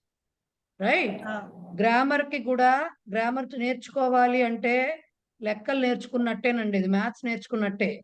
సూత్రాలు, ఫార్ములే ఎలా అయితే తెలుసుకోవాలో, ఫార్ములే అప్లికేషన్ ఎలా అయితే రావాలో, వీటికి కూడా అలాంటి అభ్యాసం. లెక్కలు చేస్తూ ఉంటే గానీ రావంటారు చిన్నప్పటి నుంచి. అదే మాట చిన్నప్పటి నుంచి వింటూ వచ్చాం. గ్రామర్ కూడా అంతేనండి. ఏదో మనకి కన్సెషన్ ఉంటుందేమో అంటే మీ కన్సెషన్ మీరు తీసుకోవాలి, ఏజ్ ని బట్టో మీ అండర్స్టాండింగ్ ని బట్టో. కానీ వాళ్ళు పరీక్షలో కానీ లేకపోతే ఏమంటారు, మనకి ఇచ్చే సిలబస్ లో కన్సెషన్స్ ఉండవు. నేర్చుకుందాం అనుకుంటే అది ఖచ్చితంగా అలా నేర్చుకోవాల్సిందే, అంతే. దానికి వేరే దారి లేదు. మనకు 6 నెలల టైం ఉంది కదా, పాఠం వింటున్నాం కదా, మనం రాసేస్తామంటే అది అలా అయ్యేది మాత్రం ఖచ్చితంగా కానే కాదు. మీరు ఎంత ఎఫర్ట్ పెట్టగలరో అంత పెట్టాల్సిందే. అప్పుడు కొంచెం రాయగలుగుతారు. ఇప్పుడు శబ్ద రూపం చెప్పారనుకోండి, అలా చెప్పాలి అంటే మిగతా శబ్దాలు కూడా, కిం శబ్దం అంటే చిన్నది, ఇంకా మిగతా వాటికి కూడా అలా చెప్పాలి అంటే ఆ ప్రాక్టీస్ కావాల్సిందే కంపల్సరీ. రాయగా కానీ రావు ఆ ప్రాక్టీస్. కష్టపడకుండా అయితే ఖచ్చితంగా రాదు. ఇంకా మీ కన్స్ట్రెయింట్స్ అంటారా, ఏజ్ కానీ మీకు హెల్త్ ఇష్యూస్ కానీ, అవి మన కన్స్ట్రెయింట్స్, మనకు ఉండే ఇండివిజువల్ కన్స్ట్రెయింట్స్. దాన్ని మనం ఎంతవరకు ఓవర్కమ్ చేసుకుని వస్తాం అనేది మన కెపాసిటీ మీద డిపెండ్ అయ్యింది. అంతకుమించి ఏది అయితే ఈజీ కాదు. అసలు మిమ్మల్ని చూస్తుంటే మాత్రం మీకైతే అసలు సమస్య లేదు, కన్సెషన్ ఇచ్చే ఇదే లేదు. వయసులో పెద్దవాళ్ళు అంటే పోనీ ఒక వంక చెప్పొచ్చు, మిగతా వాళ్ళకి ఆ వంక చెప్పే ఛాన్స్ కూడా లేదు. కష్టపడాల్సిందే అంటే పడాల్సిందే, అంతే, దారి లేదు దాన్ని వేరే. కొంచెం రూడ్ గా ఉన్నానేమో, sorry, but fact is that. అంటే ఇంట్లో పొజిషన్స్ బట్టి కూడా మేము కష్టపడాలి అంటే తప్పదు, ఆలోచించాలి. అంతే. ఆడవాళ్ళకి ఇంకొంచెం బాధ్యతలు ఎక్కువ ఉంటాయి, మనకు తెలిసిన విషయమే అది. బట్ ఏదైనా నేర్చుకోవాలంటే మన ఎఫర్ట్స్ పెట్టకుండా అయితే ఖచ్చితంగా రాదండి, డౌటే లేదు దాంట్లో. ఎస్, జ్యోత్స్న గారు చెప్పండి. అది మిమ్మల్ని అడిగే డౌట్ కాదండి. ఎవరైనా చర్చా వేదికలో భవాన్ శబ్దం ఒకటి, కిం శబ్దం పుంలింగం స్త్రీలింగం పెట్టరా అండి? Thank you. ఒక్క నిమిషం, ఎవ్వరు పెట్టక్కర్లేదు, మీకు మీరే చూసుకోవచ్చు. ఫస్ట్ పాయింట్, ఎవ్వరు పెట్టక్కర్లేదు, మీకు మీరే మీ పుస్తకంలో, ప్రవేశ పుస్తకంలో ఇచ్చినటువంటి శ్రీమాన్ శబ్దం తీసుకుని రాయండి కూర్చుని. అదే అండి చూశాను, శ్రీమాన్ లేదు నా దగ్గర. ప్రవేశ భవాన్ పుస్తకం భవాన్ భవాన్ భవాన్ అనేది ఉండదు, బహుశా భవాన్ శబ్దం ఉండదు. శ్రీమాన్ అయితే లేదండి. శ్రీమాన్ శబ్దం ఉంది, ధీమాన్ గాని శ్రీమాన్ గాని ఉంటుంది, ఖచ్చితంగా ఉంది. ధీమాన్ ఉంది, మహాన్ ఉంది, అన్ని నకారాంతాలే. తకారాంతం యాక్చువల్ గా మహాన్ శబ్దం ఉంది చూడండి, 229 పేజ్ నెంబర్ లో ఉంది చూడండి. మహత్ మహన్ శబ్దం అని ఉందండి. ఉంటుంది. తకారాంత పుంలింగ మహత్ శబ్ద. మొన్న కూడా చెప్పా ఇది ఎప్పుడో క్లాస్ లో. ప్రతిదీ మనం ఓకే. ట్రై చేయగలిగినంత చెయ్యాలి. మహత్ శబ్దం దగ్గర పెట్టుకోండి. దాని ప్రకారంగా రాసుకుని రండి భవత్ శబ్దాన్ని. ఓకే. ఓకే, ఒక్కటండి కిమ్ ఇప్పుడు శబ్దాలన్నీ చాటు ఇచ్చారండి శ్లోకం వాళ్ళు చెప్పారు పుస్తకంలో కదండి. ఇచ్చారు. ఒక్క నిమిషం అండి ప్రభా గారు. కిమ్ శబ్దాలు పుస్తకంలో ఆ. ఇచ్చారండి. మీరు ప్రవేశ పుస్తకం తీసి చూడాల్సిందే. అవి కోవిద వరకు చేత్తో ఉండాల్సిందే. అవి అదే కిమ్ అండి శబ్దాలు అందులో ఇచ్చారండి. కిమ్ సర్వనామ శబ్దం శబ్దాలు ఇచ్చిన చోట ఇచ్చారు, సహ చివర్లో శబ్దం ఇచ్చారమ్మా. ఇచ్చారు. సహత్ అవుతే అవి ఇచ్చారు. దాని దగ్గర కిమ్ ఇచ్చినప్పుడు వస్తే గారు నేను మీకు చెప్తానండి. ఓకే. మేడం మేడం పుంలింగంలో కర్తృ శబ్దం ఇచ్చారు, నపుంసకలింగంలో కూడా కర్తృ శబ్దం ఇచ్చారు. అర్ధభేదం చెప్పండి మేడం. ఎక్కడిచ్చారు? అవ్వచ్చు. ఉంటాయి మేడం, రెండు ఉన్నాయి. కర్తృ శబ్దం రెండిటికి మీనింగ్ లో అయితే నాకు తెలిసైతే ఏమీ లేదు. బట్ ఒకసారి వెతకాలి. నాకు పితృశబ్దం పైన కర్తృ శబ్దం ఇచ్చారండి. పితృశబ్దం పైన కర్తృ శబ్దం ఇచ్చారు. నేను చూశాను. కర్తృ శబ్దం రెండింటికి మీనింగ్ ఏమైనా డిఫరెన్స్ ఉందేమో ఒకసారి నేను చెక్ చేస్తాను. ఇకపోతే కిమ్ శబ్దం అంటే పూర్తిగా వాళ్ళు ఇవ్వలేదు. తత్శబ్దం ఇచ్చారు. దాని ప్రకారం కిమ్ శబ్దం రాసుకోమన్నారు. రాయాలి 3 లింగాలు. చేస్తేనే వస్తాయి. ఎవ్వరు పెట్టద్దు. పరిచయ చర్చా వేదికలో ఎవరన్నా గ్రూప్ లో పెట్టారో ఊరుకోను నేను. కొంచెం ట్రై చేయనివ్వండి. వారం తర్వాత చూసానండి చూసానులేండి. 239 పేజ్. సో కాదు అలా 239 పేజ్ చూసానండి. మీకు డైరెక్ట్ గా ఒక వారం ఎవరైనా డౌట్ అడిగారు అనుకోండి, ఒక 2-3 డేస్ అయినా ఆగండి. Let them try first. వాళ్ళు ట్రై చేసి రావట్లేదు అంటే పర్వాలేదు, నో ప్రాబ్లం. తెలియకపోతే నష్టం ఏం లేదు ఇప్పుడు. బట్ ప్రయత్నం చేయకుండా మాత్రం తెలియదని అనొద్దు. డైరెక్ట్ గా ప్లేట్ లోకి ఒలిచి వచ్చినట్టుగా మాత్రం ఎక్స్పెక్ట్ చేయొద్దు. చెయ్యగలిగిన ప్రయత్నం ఎదుర్కొంటే ఎగ్జాంపుల్ పెట్టుకుని చేయగలిగిన ప్రయత్నం చేయండి. ఎక్కడైనా తప్పపోతే ఎస్ వీఆర్ దేర్, అందరం ఉన్నాం హెల్ప్ చేయడానికి, రైట్? బట్ మీ ప్రయత్నం మీరు చేయండి. జనరల్ గా ఏంటి రాస్తున్నాడు, 2 ప్రథమ వ్యక్తి ద్వితీయ ఇస్తున్నాడు. తర్వాత నుంచి మీరు తత్శబ్దం అలా చూడండి అని చెప్పి కింద రాస్తున్నాడు. అవి మనం అన్ని రాసుకోవాలి. ప్రతిదీ రాసుకోవాలి. ఒకసారి 2-3 సార్లు రాసేసరికి మనకు అలవాటు అయిపోతుంది. విభక్తులకి సెపరేట్ గా పెట్టుకుని రాస్తున్నాను. మేడం నాకు డౌట్ ఏంటంటే మా పరిచయ పుస్తకంలో 30వ పేజీలో ఒక్క నిమిషం మేడం, ఉక్తోచం అంటే ఏంటండి? జనేభ్య ఉక్తోచం కాదది, ఉక్తోచం. బ్రైబ్ చెప్పా, ఇప్పుడే నేను ఆన్సర్ చెప్పాను. నేను ఇందాక లైన్ చెప్పాడు లంచం అని చెప్పాను. నేను బ్రైబ్ లంచము చెప్పాను. నేను లంచం మిస్ అయ్యాను మేడం, కొంచెం అటు ఇటు వెళ్ళాల్సి వచ్చి మిస్ అయ్యాను, సారీ. సో ఎవరికైనా సరే ఇప్పుడు అంటే పరిచయాలు కొత్తగా జాయిన్ అయిన వాళ్ళకి ఎవరికైనా నేను వచ్చే సలహా ఒకటేనండి. ప్రవేశాది మాకు స్ట్రాంగ్ గా లేవు బేసిక్స్ అనుకుంటే మాత్రం దానికి మీరు కృషి చేయాల్సిందే. ఎందుకంటే ప్రవేశాది అయిపోయింది, పుస్తకం మూసేసాం అనుకోవడానికి లేదు. మీరు ఎంత పెద్ద ఎస్సే రాయాలన్నా ముందు ఫస్ట్ ఎప్పుడో ఎల్కేజీలోనో ఎప్పుడో స్టాండింగ్ లైన్ స్ట్రైట్ లైన్లు అని పెట్టుకుని నేర్చుకున్న ఏబిసిడీలు గుర్తుండి తీరాల్సిందే. కాబట్టి ఎవరికైనా ఓకే అన్ని ఒకసారి నేర్చుకోలేకపోతే కొన్ని ఇప్పుడు ఇంపార్టెంట్ అయినవి ఏమిటనేవైనా కనీసం నేర్చుకుని తీరాలి. ఆ ప్రయత్నం చెయ్యాల్సిందే. పెద్దవాళ్ళకి ఏంటంటే సరే పాప వాళ్ళకి సగం గుర్తుండదు కాబట్టి వాళ్ళకి ఎక్సెప్షన్. వాళ్ళని నేనేమన్నా మీకు ఎంత ఓపుకుంటే అంత చేయండి అని వదిలేస్తా. లేదు మాకు నిజంగా నేర్చుకోవాల్సింది ఉంది అంటే తలకిందులు పడాల్సిన సరే నేర్చుకోవాల్సిందే. మీ ప్రయత్నం మీరు చేసి మేడం మాకు నిజంగా రావట్లేదు గ్రూప్ లో పెట్టినా సరే, చర్చా వేదికలు అందరూ ఉన్నారు, హెల్ప్ చేస్తారు. దానికేం భయం అక్కర్లేదు. బట్ ప్రయత్నం చేయకుండా హెల్ప్ అడగద్దు, అది చెప్పొచ్చు. రైట్? అది సంగతి. ఇక చాలండి, నేను చెప్తూనే ఉంటా. చెప్పే వాళ్ళకి వినేవాళ్ళు లోకు అని నేను ఏదో ఒకటి చెప్తూ ఉంటా. ఇట్లాగా అది పాడేసేయండి సార్. యం వైదిక మంత్ర దృశ పురాణా ఇంద్రం యమం మాతరిశ్వానమాహు వేదాంతినో నిర్వచనీయమేకం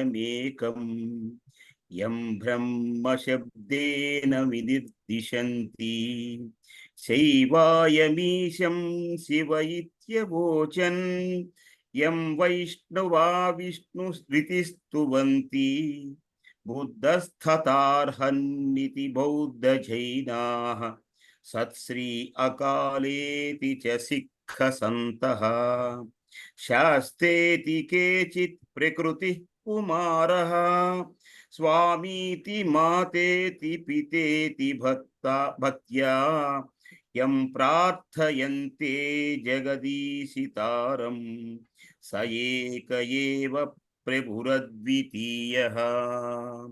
శాంతి మంత్రః.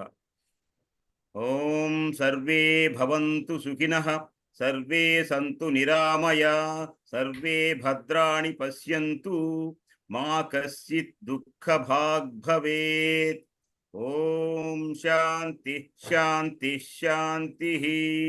హరి ఓం తత్సత్. ధన్యవాదాः. ధన్యవాదాలు. ధన్యవాదాలు. మేడం వాణి శ్రీరామ్ గారు ఎక్కడి నుంచి రాశారండి? తెలంగాణనా ఆంధ్రానా? తెలంగాణ అండి. అవునా? వచ్చారు. ఎంతండి మీకు? నేను వచ్చాను, హైదరాబాద్ వచ్చి రాశాను. అవునా? ఓ, ఎక్కడ సెంటర్ లో వచ్చి రాశారా? సంస్కృత భారతి హెడ్ క్వార్టర్స్ లో రాశాను. జాతి సమైక్యత అండి. నేను అసలు పాస్ అవుతాను అనుకోలేదండి. I forgot everything. సడన్ గా 60 వచ్చింది. అందరూ అదే పరిస్థితి. Very good. పర్వాలేదు, అందరూ అంతే. దాని తప్ప నేను ఇంతవరకు నమ్మలేకపోతున్నా. అంతవరకే మేడం గారు చెప్పింది ఏదో అలా బుర్రలో అక్కడికి వచ్చింది, అంతే రాశాం. సరే, ధన్యవాదాలు. గురువారం క్లాస్ లో మళ్ళీ కలుద్దాం. రైట్. Thank you madam.